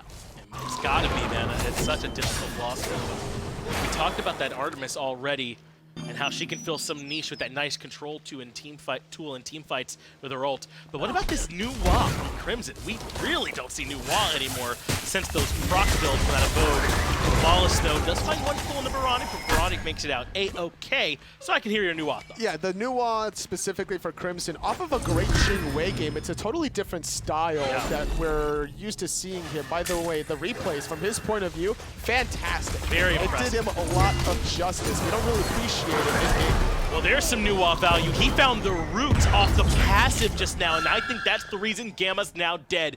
2 for console, and they defended the red buff. Our great rotation from Crimson, avoiding farming on the left side. Oh, sops. So close, but inbound to clean that one up.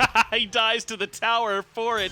Can't think of a more inbound play than that. Screaming word. As he fades away. That's about as inbound as you can get. Awesome, great setup from Layers there. A really good wall that locks in Sops. Sops finds the flicker over, but inbound was there to punish right afterwards. but we still haven't got to talk about new Wall. Yeah, so the way Crimson played the Xing Wei, you would think he would play like another carry hunter in the late game, whereas Crimson now playing this late game mage carry instead. There's going to be a lot of focus now onto Crimson, because last game it was Boronic's top one. And I think maybe they're expecting the minor league team to still put pressure onto Oboronic, so they not only shifted Crimson, but they're shifting Boronic. Copies in some trouble here now. The CC chain is excellent, and no dash for you. 4 unanswered for the console squad here in game number 2. They flipped the switch. Layers is not going to remain dormant in this set. With that early first blood in the mid lane, he has the confidence. And once he has that under himself, he just doesn't relinquish shit. The rest of his team are full beneficiaries being able to get that assist. As Wolves now struggling as RussianPapi with a level deficit on a late game Amaterasu that needs to get online at level 12 to take advantage of that 25% mobility on the team fights. Layers of death, chaotic purpose, whatever the name, the results stayed the same for this jungler for the Hype Unit console team. He's always been one of their driving forces and continues to be so here when they need him. Though this invade could be risky. Quite a few members of Hype Unit SML on the way to try and slow this one down. But it looks like they don't make it there in time. Buff successfully invaded, and they're out. Yeah, this should be clean. No problems whatsoever. Now, sBennyQ looking for probably potential poked, or at least trying to get the farm to finish off those Devo Gloves. Crimson, hard to really win the 1v1 for either one of them. It's all going to come down to which one makes the bigger impact in these team fights. Both utilizing their ultimates in different manners. And I'm expecting the minor league team to play defensive now. They're just too far behind where their confidence seems to get shot. Down about 1,000 gold, about the same in terms of experience. Inbound, looking to play aggressive, but he's being thoroughly controlled. Loses the last breath, but he gives one away. But maybe his team can pull one back. They find the wall to shut down Sops. It's 2 for 1, and with Gamma this low, it could easily be 3. But in rotates sBennyQ to stop the aggression. Worth again. Inbound is always going to sacrifice his life if there's a better trade for it. In mid, he dies for the mid laner. Sops doesn't even get a return kill. It was an assist because nobody tagged Inbound, and then this time a 2 for 1 cleanly to continue to shut down Sops the same way Oboronic got shut down on the hop wall. It does look like, in terms of experience and gold, they didn't quite come out on top, but definitely got more kills, and I imagine afterwards they're able to do much more farming as a result. And Wolves, after all these ganks here, has a ton of pressure in solo lane, and he's one of the better solos you can ask for it. In fact, looking for perhaps a solo kill.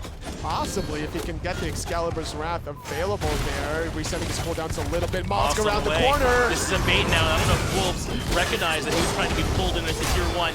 He turns around, looks as if he still get the kill. Even Gamma's here. Driving strike puts him underneath. No way! Wolves still gets at least one to turn it around. RussianPapi can't be feeling good about that one. He is vocal and animated after that death. A great rotation play, but at the end of the day, you're driving, striking the opponent closer to your vulnerable Amaterasu. Inbound goes in for molluskk, and molluskk is low. Wall to keep him in range, but no follow-up damage could connect. And Hype Unit are smelling blood in the water now. They are starting to play more and more aggressive and feeling themselves a little bit more. They got to make sure they don't give too much back, but I love that they've recognized that they're the ones that are on top right now. SBennyQ realizing how much attention is on the right side of the map. He can kind of play on this tower line, looking for a little bit of poke damage with his third ability. He's got looking for some chip damage on that tower. Now they do see Inbound making this rotation. Blink, though, not available. And so SBennyQ starts the back here, recognizing that he doesn't really want to take this fight. And SCL gives up on that aggression as well. Gamma, though, not ready to stop. Looking for a pull if he can find it when he doesn't show up. He just gives up on it for now. But Console has shown us some really good fights around the jungle.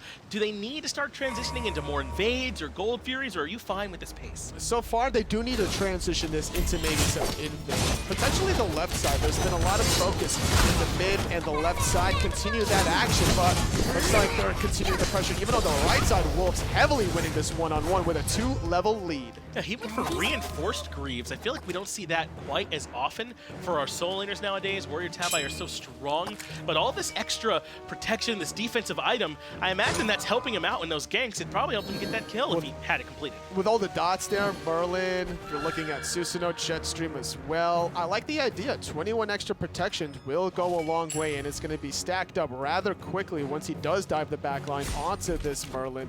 Inbound gets spotted out by SBennyQ with the ward. Crimson's going aggressive, but they do not have the numbers advantage. SBennyQ is already low. Inbound goes in, but doesn't have enough damage. Will get it with the fire shard, but it will cost him his life. SBennyQ falls. RussianPapi falls as well. They make this one a 2-for-1, but sops rotates in to make it 2-for-2, but only one team is on the Gold Fury side of the map. Oboronic with a living nightmare actually was looking for the right side because Papi does die, sacrificing the left side for the right. And it doesn't look like the minor league team is going to get much off of this play, actually. They were all there around the Gold Fury, but they were worried maybe of Layers that didn't actually even have that envelope on. A really dropped play, I think, from the minor league team. It's going to be nice if they can at least get Layers here. They get his beads as well. Inbound probably won't be able to do enough here by himself. He's got to be careful not to die even, as he's overcommitted at this point. The last breath ticks will not be enough. He still has ambush, and that should get him out of there, but almost gives away too much. So that makes it overall really a 3-for-2, I guess is fair to say, but Console gets the tier 1 tower in right. 500 gold there additionally, so that's a good pacing to extend that lead a little bit further, at least an experience category, because every time you shut down RussianPapi, you're preventing him from getting to the late game form that Hype Unit SML need this Amaterasu to get online for. Bound jumps away, was looking to make a sneaky play there in that ambush stealth, but instead has to retreat. And at this point, both these teams have plenty of late game, I would say, right? An Amaterasu and a Merlin. And an Artemis all there, as opposed to the Nuwa, Chernobog, and a King Arthur rotating into fights. And neither one of these teams are going to have too much of a hard time fighting late, so this pace, now that it's pretty close to even, fine for both of them, I'd say. It's just going to be harder for the SML team to dive when you're dealing with Crimson's clay golems, with the explosion. That's a lot of magical penetration. It's hard for Gamma to survive because he's not getting healing with the last breath. This is a great Gold Fury, though, and I don't think the Console team recognizes this happening. Minor League sneak one away from them and grab the Gold Fury and their first lead of the game. Great play from them. They didn't get it earlier when they got the 2 kills in the long lane, expecting maybe the rotation from Layers, but this time, with all the vision that they have on that middle lane, they knew where everybody was on the right side as well, so a small window, but a window nonetheless to exploit. Wolves and Layers looking for yet another gank attempt here on the RussianPapi. It's going to be tough at this point. With 2 physicals coming over, they don't get the kill, but that does buy enough room for the tier 1 tower in mid. Inbound jukes the pull from Gamma and makes his way out of there too. So another sequence that does narrowly go Console's favor. Gamma could have got that kill if he still had the excavate, but it was used to confirm that gold theory, so not able to get a return kill off of losing that tier 1 middle tower. And despite the window that SML got with the gold theory, the console team are looking for their own windows. They got the right side tower a couple minutes ago, now they get this tier 1 middle tower, which is not even about the gold necessarily, it's about the map control that you're able to exploit. Not able to retreat under the safety of your tier 1 mid tower means that Hype Unit have to overextend to the tier 2 if they're in danger. Look at this build from sBennyQ. I was wondering where he'd go, and it's an Aussie in that third slot, even with him already working on the Devourer's Gauntlet. And this item's a bit more popular, it gives you a lot of stuff you need, like attack speed, hand pen, lifesteal power. So it's certainly a good, like, kind of bridge item nowadays, but we don't see it always built. Do you like it here? It's a little bit of everything. I don't hate it necessarily. It's just going to be hard to benefit off of it if Inbound is the one applying the last breath on you, or if that poison spreads for whatever reason onto sBennyQ to not utilize it. But more importantly, this is really good in the 1v1 against Layers. If he's going to get dove by a Thor in the late game, he could just hold his ground at the end of the day. He sees the hammer being spun in the sky. He sees that animation go down. He can respond to it, dropping the Tusky for CC immunity, and then take the 1v1 fight. And should be able to win it with all that extra lifesteal he'll likely have. Pyromancer secured by Console. That's the boulder used by Gamma. Also, Crimson's Fire Shards committed. He was way over and left, but I imagine that was more for information gathering than anything else, and allows Console to make their way back out. The only thing I worry about with Benny is this does delay this Executioner coming out for him. I imagine that'll be next, but it should be okay. It's RussianPapi is the one looking to play aggressive. They do stun Inbound. He gets pulled back in and controlled, but molluskk has already fallen. So is Gamma. That dive absolutely did not work. A lot of pressure onto Inbound, but at what cost? Even the tier 1 middle tower still stands. Inbound is an absolute mad lad. A maniac. RussianPapi does get the kill. sBennyQ trying to run for his life, but he's holding his ground. Well, there's that turnaround potential you mentioned. At the very least allows him to get Layers and an unnecessary death from Inbound, in all honesty, but still a 2 for 4 for Console. You can't pretend that that's not a good fight from them, and SML getting a little bit ahead of themselves with that tower dive. Yeah, I don't know about that play because it looked good at first onto Inbound. He was literally 10% health, if not less, after the pushback from Gamma. A beautiful setup from the flank there by RussianPapi, stunning him out with the dazzling offensive, but it feels like the SML team is just uncoordinated in game number 2 compared to how great of a start they had in game number 1. I mean, and just look at the slash lines for molluskk. I mean, he is not having nearly the impact that he had in game 1 when he was able to play much more aggressive on the route of Tusker. I mean, Susano has plenty of time to still turn things around.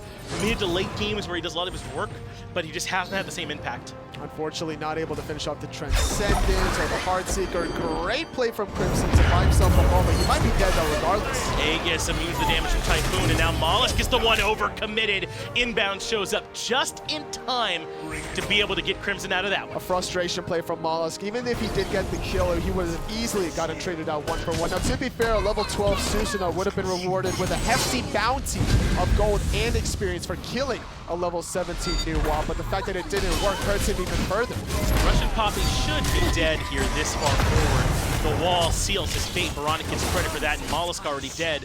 Sops trading with Wolves in the middle lane, and with Gamma nearby, he's feeling confident. Meanwhile, sBennyQ taking the 1v1 against Crimson.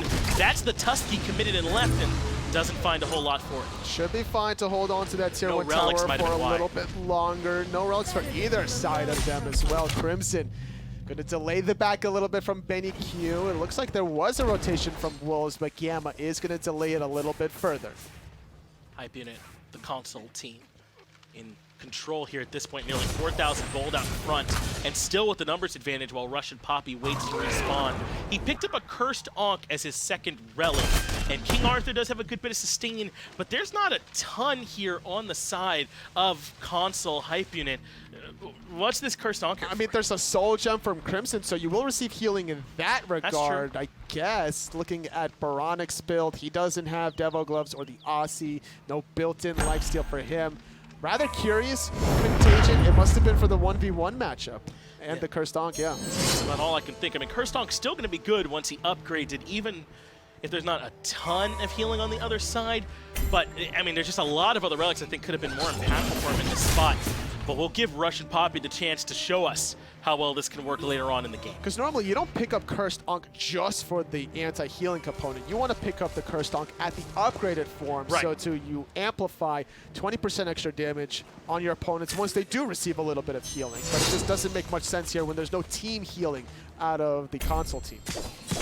This isn't the first time that there's been some questionable relics. And RussianPapi, I think, is the one that did the upgraded teleport, like at the start of the game earlier on this week.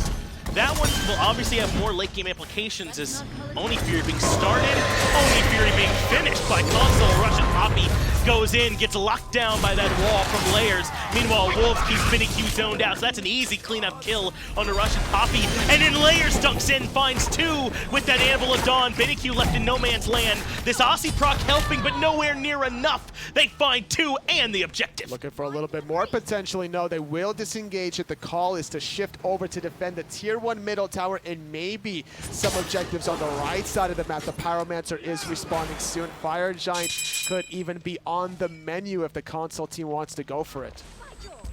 Inbound Oh, has they found Mollusk, same level as the enemy jungler.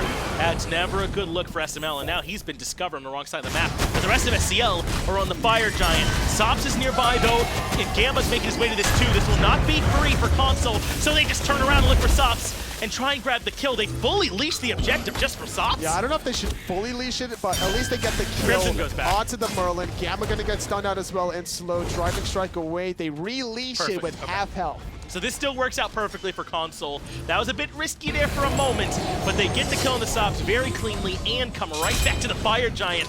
Totally, they're in the driver's seat now. are. Console have a chance. They beat Obey yesterday. They're in the driver's seat now against their sister team of Hype Unit. Minor League Gamma surviving while can't say the same for RussianPapi.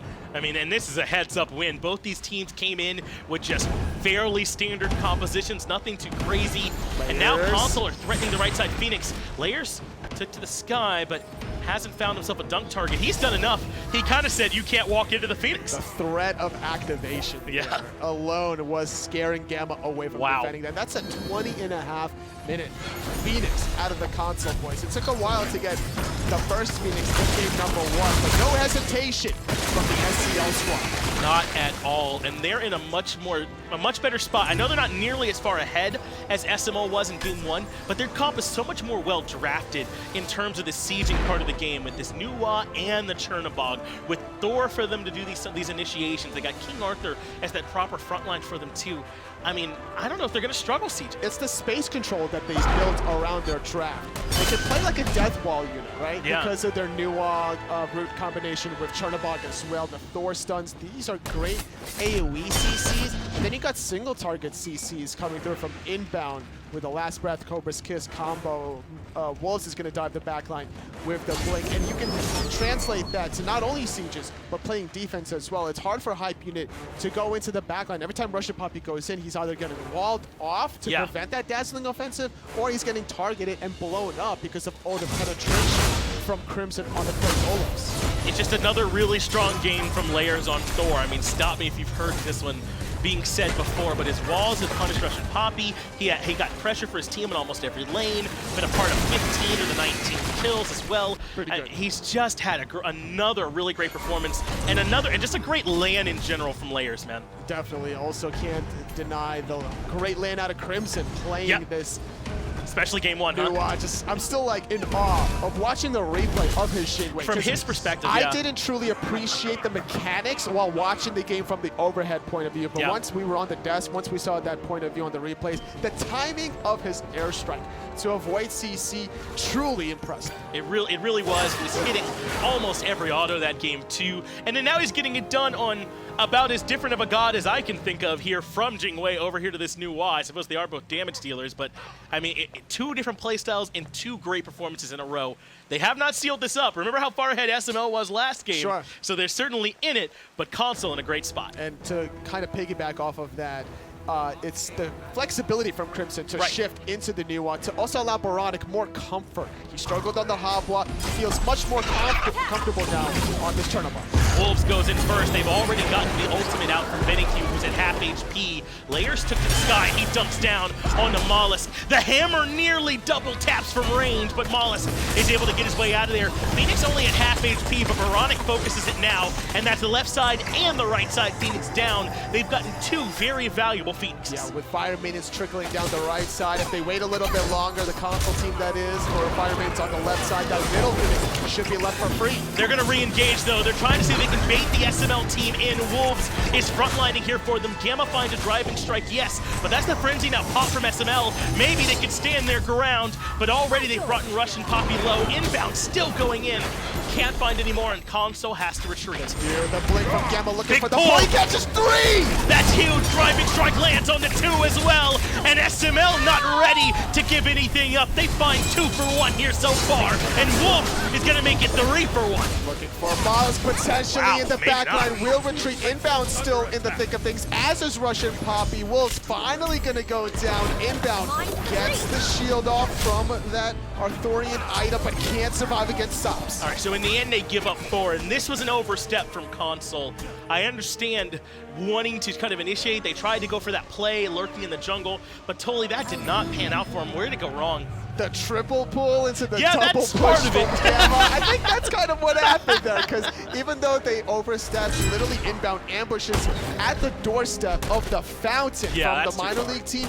They looked like they were about to get out until Gamma had other intentions. Beautiful defensive play. Even though they lost their left side Phoenix, this buys them time to defend the respawning right side Phoenix. And if they lose this set, it's hard for Gamma to have played 2 better games in a loss than this. I mean, the game number 1 performance was out of this world. He did everything he could to get them that win. And then here in game number 2, 4-2-4 on this Hercules, making a big play on that left side Phoenix. I mean, I don't know. It's hard for him to have anything to feel bad about, I'd say. He had to shift his build as well for the Mag Ice Cloak. Very rare do we see this item being picked up for supports, but with how Inbound has been playing on the Serqet, he's also, I think, had a great land so far with his performance. He's always putting his team in the best possible situation to get something out of his trade, whether it was in middle or the left side earlier on in this game. And look at his KDA, it's a perfect representation. We'll talk later as Fire Giant's super low. We gotta focus on that, but console looks like they're gonna leash it, and SML, sensing some weakness, keep the Fire Giant leashed. They pop Frenzy as well. This is a bit of a Hail Mary play from minor league, up against console, Fire Giant low. SML are the ones to secure it. RussianPapi takes down oBoronic, but sops has dropped. sBennyQ low as well, but it's only Inbound that's in range. Deathbane gets him close, and the shots aren't enough. sBennyQ goes down. Crimson needs some help. He's got RussianPapi breathing down his neck. A minor league aim for the fences. Oh, good stun from Layers to buy Wolves a little bit of time. molluskk being a little bit in trouble. He gets the Sundering Strike off from Wolves now.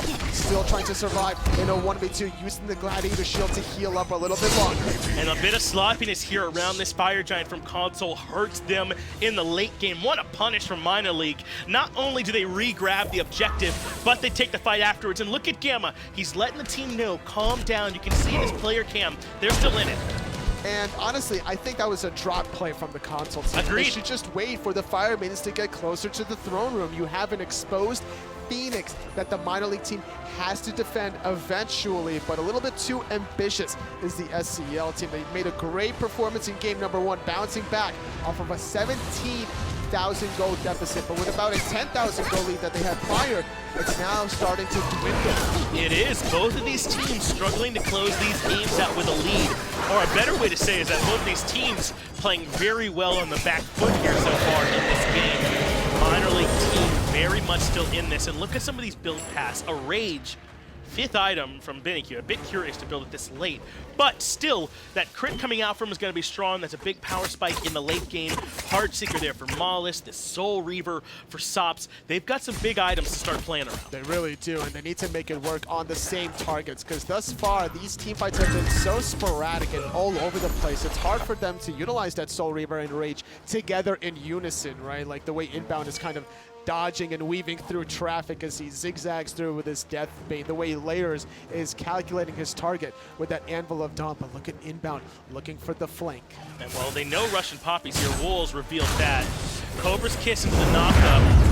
And there comes the ultimate from Crimson. That should reveal that everyone from SML is here. sBennyQ drops the ultimate, but I don't think that's going to get any value at all. molluskk versus Inbowned. He's losing the matchup. Inbowned finds the first kill here of this fight. Console now favored 5v4. They're going to pull back some low health bars. They don't want to overcommit. A good ambush here from the console team. I love this performance there because of the stun coming through from Crimson, the lockdown out of Inbound. This is the control we were talking about, the space control. They baited out RussianPapi's ultimate so early on, and he had to kind of change direction because of the wall onto Layers, and no one could even follow up from this Thor. All of a sudden now sBennyQ uses his ultimate early trying to kill Inbound where it wasn't fruitful in the backline, and this is a forced fight from the console team that the minor league team seems to just be unprepared for. Didn't seem like they were ready for that at all.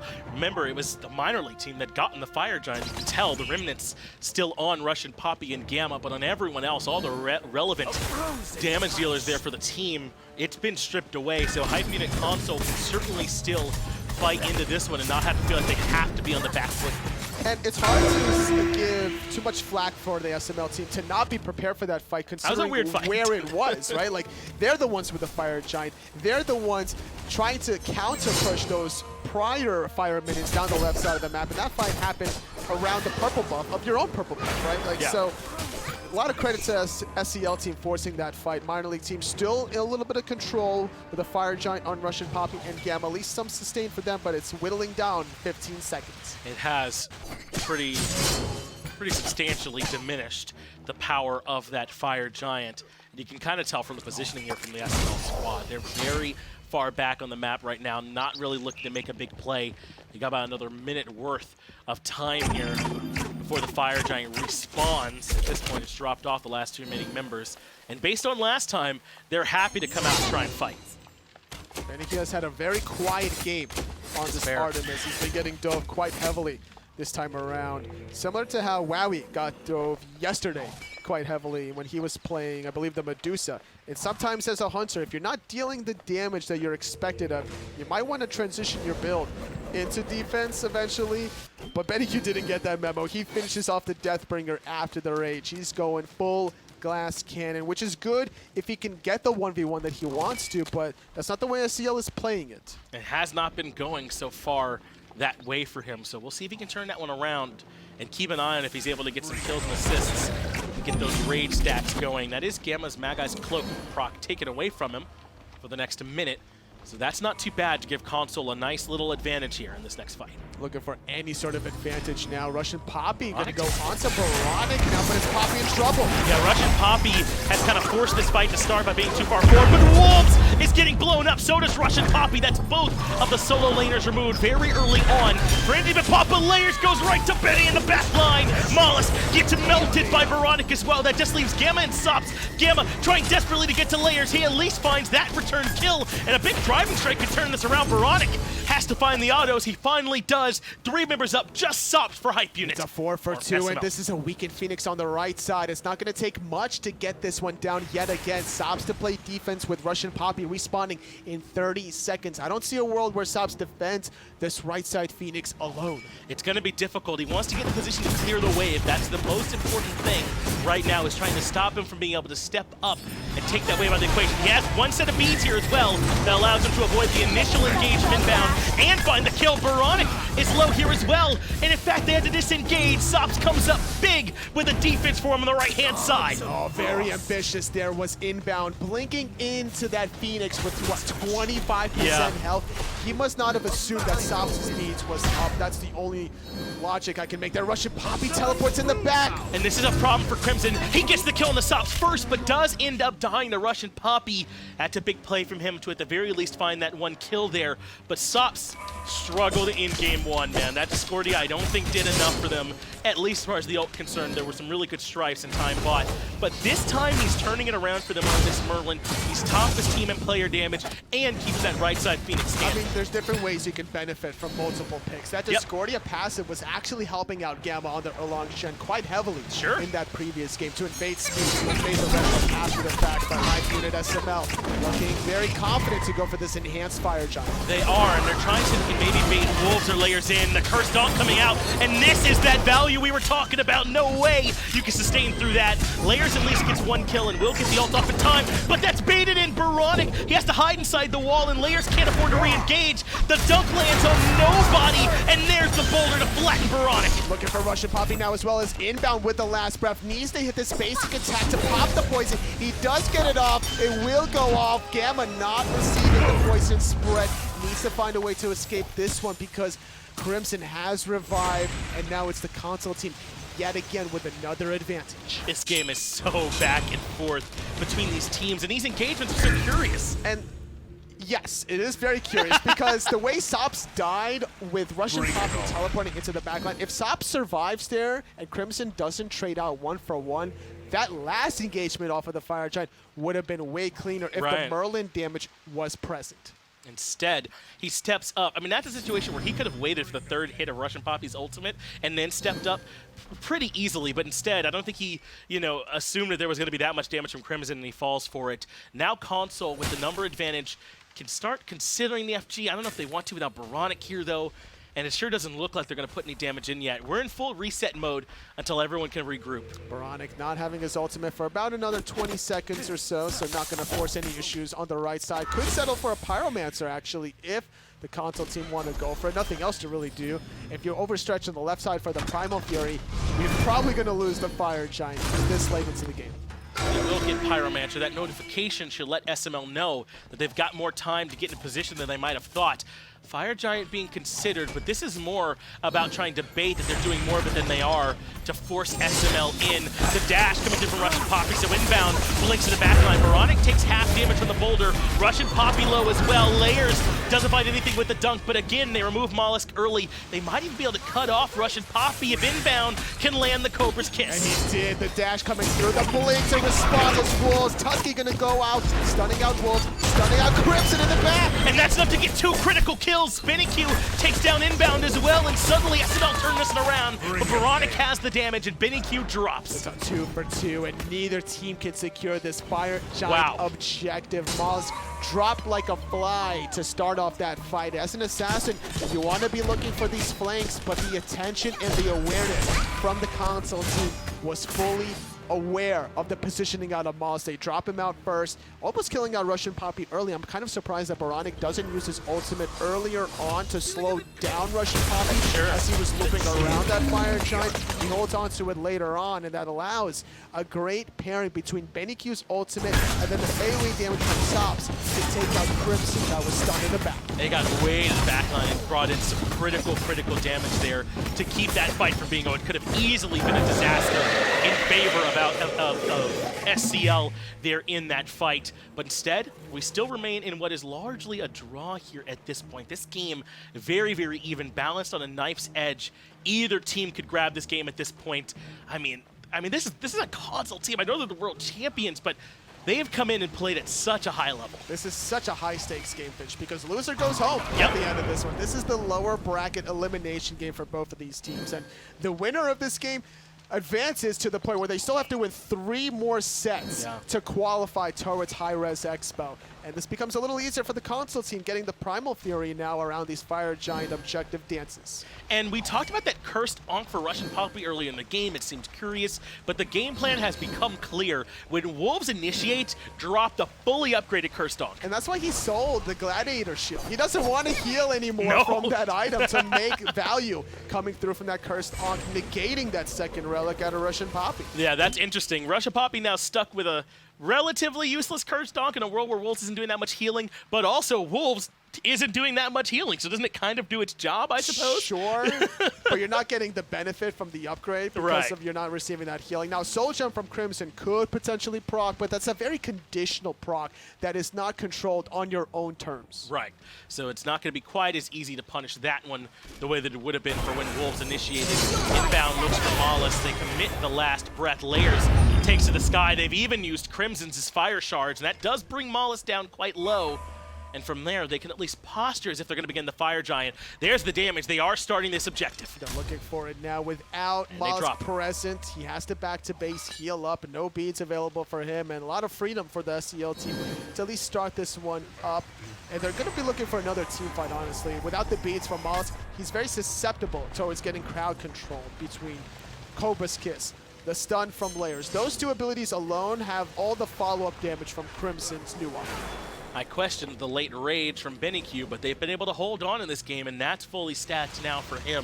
He's fully glass cannon, as is Mollusk at this point, so they both have to be careful with their positioning, as RussianPapi trades blows with Wolves, but no one commits. Not quite yet around this right side of the map. Wave getting closer and closer to the respawn Phoenix on the left side for SCL's favor. That could be a small factor to consider if these fights continue on the right side. And I wonder if they should be going over and clearing these Furies, trying to see if they can get an Oni one to show up. oBoronic can go to it and ult back over. Maybe there's something to be said for that if they need something to break this stalemate. And the thing is, the SCL team doesn't have to overcommit with the use of all their ultimates. They could just allow Inbound to do Serqet things the way he's very accustomed to doing on his aggressive playstyle. If he can get the purification beat this often, it's easier. Inbound goes right in towards Mollusk. Fire Shard brings him low. Layers dunks. SBennyQ's already low, and Layers gets in there to finish him off. Benny falls as well. That's already 2 in favor of SCL. Now Layers is quite low, and Gamma's going to go on the hunt for him, but so is RussianPapi. It's a 3-for-1. No, make it 4-for-1 as Sops falls as well. It's just Gamma left. This could be game fish. The left side wave is getting dangerously close to that Phoenix, and the Hype Unit console team are ignoring the enhanced fire As jump. they should. They are running it down middle. As they should. Now, this is actually not the one Phoenix they've gotten. Left and right are, but just as you mentioned so correctly there, Tully, Look at the wave. they got a wave already pushed up there perfectly. So left side Phoenix should come down. We're 30 seconds from any backup. It all now falls to Gamma on the Hercules. No ultimate available for him, and really no relics except for the blink. Onto the Titan go forward from SMITE Console League. A chance to strike blood and take from Obey, and as well from their sister team. That's Gamma for the Dia side, and Console, they hit twice. Inbound, let them hear it. Let's get hype for Hype Unit. SCL Inbound was very animated as that Titan fell. The boys over there at the console have been working so hard the entire year. They won the console wars on Sunday. They made it past Obey Alliance yesterday. They made it past their sister minor league team today.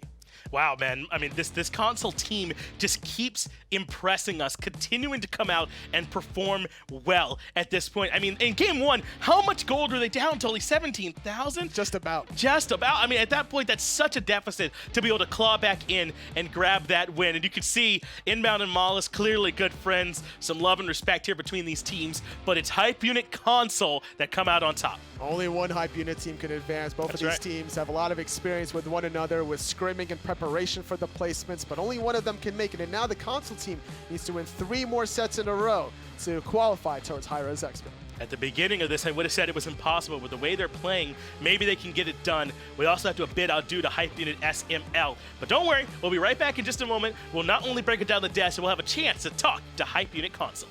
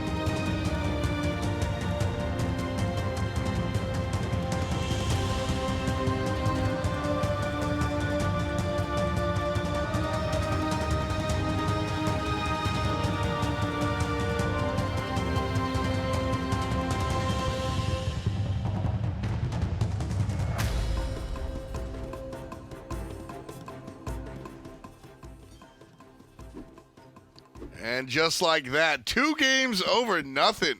The console kids come through and take it. Joining me here on the desk is going to be slaney, resident coach and brief analyst here. And this one was interesting. I think a lot of people at home just got their brackets busted. Yeah, I think if anyone was taking any bets, they'd probably be losing a bit of money right now. I mean, the SCL team right now, they're just having like an oxygen supremacy run from way back. They're just demolishing everyone and winning games I don't think people expected them to.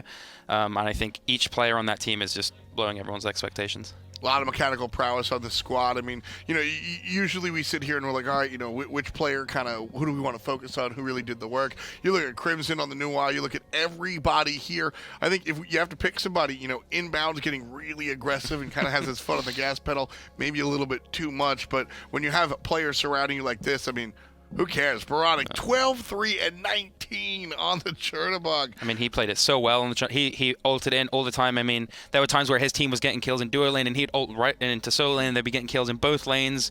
He was getting so much value out of the pick. I mean, it was just great. Something that I really like, and Zeros had mentioned yesterday, is the flexibility of this team. Game number 1, Crimson embarrasses people on Jingwei, and then game number 2, Crimson embarrasses people on New Wa. Wildly different characters. Yeah, I mean, they do such different things. I mean, I guess they both kind of play back, but I mean, one of them is a complete traditional mage, and one of them is a complete traditional ADC, and he played them both perfectly, in my opinion. I mean, and then even you see Oboronic go Hebo game number 1 into the Chernobog game number 2. That's all different. One thing stays the same, and it's LayersSlays. This guy, I mean, I saw somebody say he earned the Slays part of his name. I mean, what else can you do when you've got this Thor landing? And I mean, the mechanics are impeccable. There's a lot that can be cleaned up. I'm not saying SCL are walking their way to a championship trophy anytime soon just yet, but watching what these guys do it's hard not to be impressed. Yeah, definitely. I mean, like I've said before, the expectations have just been beaten regardless of the outcome of this tournament, whether they qualify or they don't. I think that they should be more than proud of themselves. They should be ecstatic with how they've played. They've been incredible. And I think a lot of PC fans and PC players and teams are on note. This is a squad that, I mean, keep in mind, next season, big deal. Pro League implications, who knows? A lot of question marks. We're still here in Season 6, though, and to focus here, I will say that Oboronic takes down Gamma, surrounded by 4 players. If there was a bright spot for the minor league team, it was Gamma. Yeah, Gamma played really well. I think he has like a very traditional ranked player kind of playstyle. He kind of just got in there, got in your buffs, it just kind of held W. But he did that really well. I mean, he didn't have the highest damage, but he was getting the kills that he needed to get. I mean, he was invading buffs. He was playing really well. I actually do think everyone on the SML team actually played really well. I just think the SCL team played better. Yeah, outplayed a number of times. They grouped up really well. Their objective control was left a little bit desired in the early game. We saw minor league kind of snatch away a Gold Fury while console was kind of out doing nothing. But here's Inbound at that last moment, and nobody will ever take his passion away, and I think that's a big part of this team. We talk about who's performing and who's not. Bobby usually winds up at the bottom end of the conversation for what it's worth. But, I mean, the drive, the passion, the heart of the team is there. You've been a competitor for a long time. That's important. Yeah, he must bring so much to the team. I mean, even though he is a good player in game, I mean, I've always seen him being so passionate in game and out. I mean, he's always trying his hardest. I assume he's always theory crafting. He's always doing everything he can. And he must be such a great person outside of scrims, outside of playing. Just seeing him as a person, I think he's a great person for that team. He's a character, definitely a real glue guy, and we've got him to talk to. It's going to be Inbound and Crimson. Let's see what they have to say after their win. Exactly right, Tom. Crimson and Inbound here for hyping it. The console version, we got to specify since you both did so well here today. Crimson, the reason we pulled you on, man, is because that Jingwei game 1 was so nuts. You basically carried that one. Talk to me about that game because it was such a long game and you all were down so much. You managed to fight your way back in. Just both of you talk to me about the game and your performance. So yesterday I played Jing and I just farmed the whole time, and I did the pen build and I didn't really like it that much. So this game, I just wanted to switch it up, and Erlang went stone cutting first item, so he wasn't tanky, so I just decided to go crit. And yeah, crit is just so OP. I know the one fight that turned it was Benny was trying to flank us, and I knocked him up, and I literally crit him 3 times before he even landed. So we that was the point that we were able to just farm and then keep it even. So yeah, that Jingwei game was pretty crazy. The crit, I was just critting. Even the tanks, I was critting for 600, 700, and I had the double lifesteal for the Herc Thorns. So at the Bloodforge. Inbound, talk to me about the comms that it took to overcome that 17,000 plus gold deficit in game number 1. What was said to kind of recollect yourselves?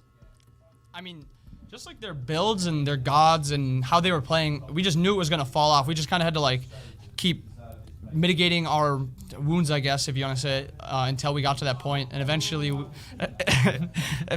we just got to a point where we just knew we could take the fight. And as soon as we got the one winning fight on that first Phoenix defense, we knew we could win the game. And we were just like keeping each other calm, just making sure we got as much farm as possible, splitting the farm. I don't know, we knew we could do it.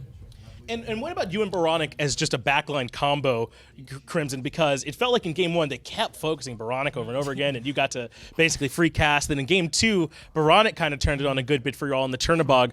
Talk to me about how you two work together and all that versatility. So, I actually love playing with Boronic because, like the set yesterday, they always just focus him, so I just free cast the entire time. So, like the Thoth game, I got to free cast literally like 2 deaths in like 50 minutes, 60 minutes. So, yeah, playing with Boronic, that's something we had to work on too, was just make sure we stay together, stay group, peel for each other. Because there'll be a lot of times where I save Boronic and he saves me in return. So yeah, just make sure we stay grouped but not too close where we get comboed together. But yeah, we work pretty well together. Off of this victory, you guys now await the losers of SK Gaming versus Sanguine. Who would you rather face against these two teams and why? I don't really care. We have a game plan set for both of them. We kind of know how we want to play against them. We know how they're both going to play, as we've been able to watch SK and Sanguine and scrim against Sanguine. So we know how they're going to play, and we're ready for both of the teams. It's been an impressive run from you guys. I can't wait to see what you all do for us next. Hype Unit, Crimson, and Inbound. Thank you all for taking some time. And don't go anywhere out there at home. We still got plenty more coming after this break. Thank you.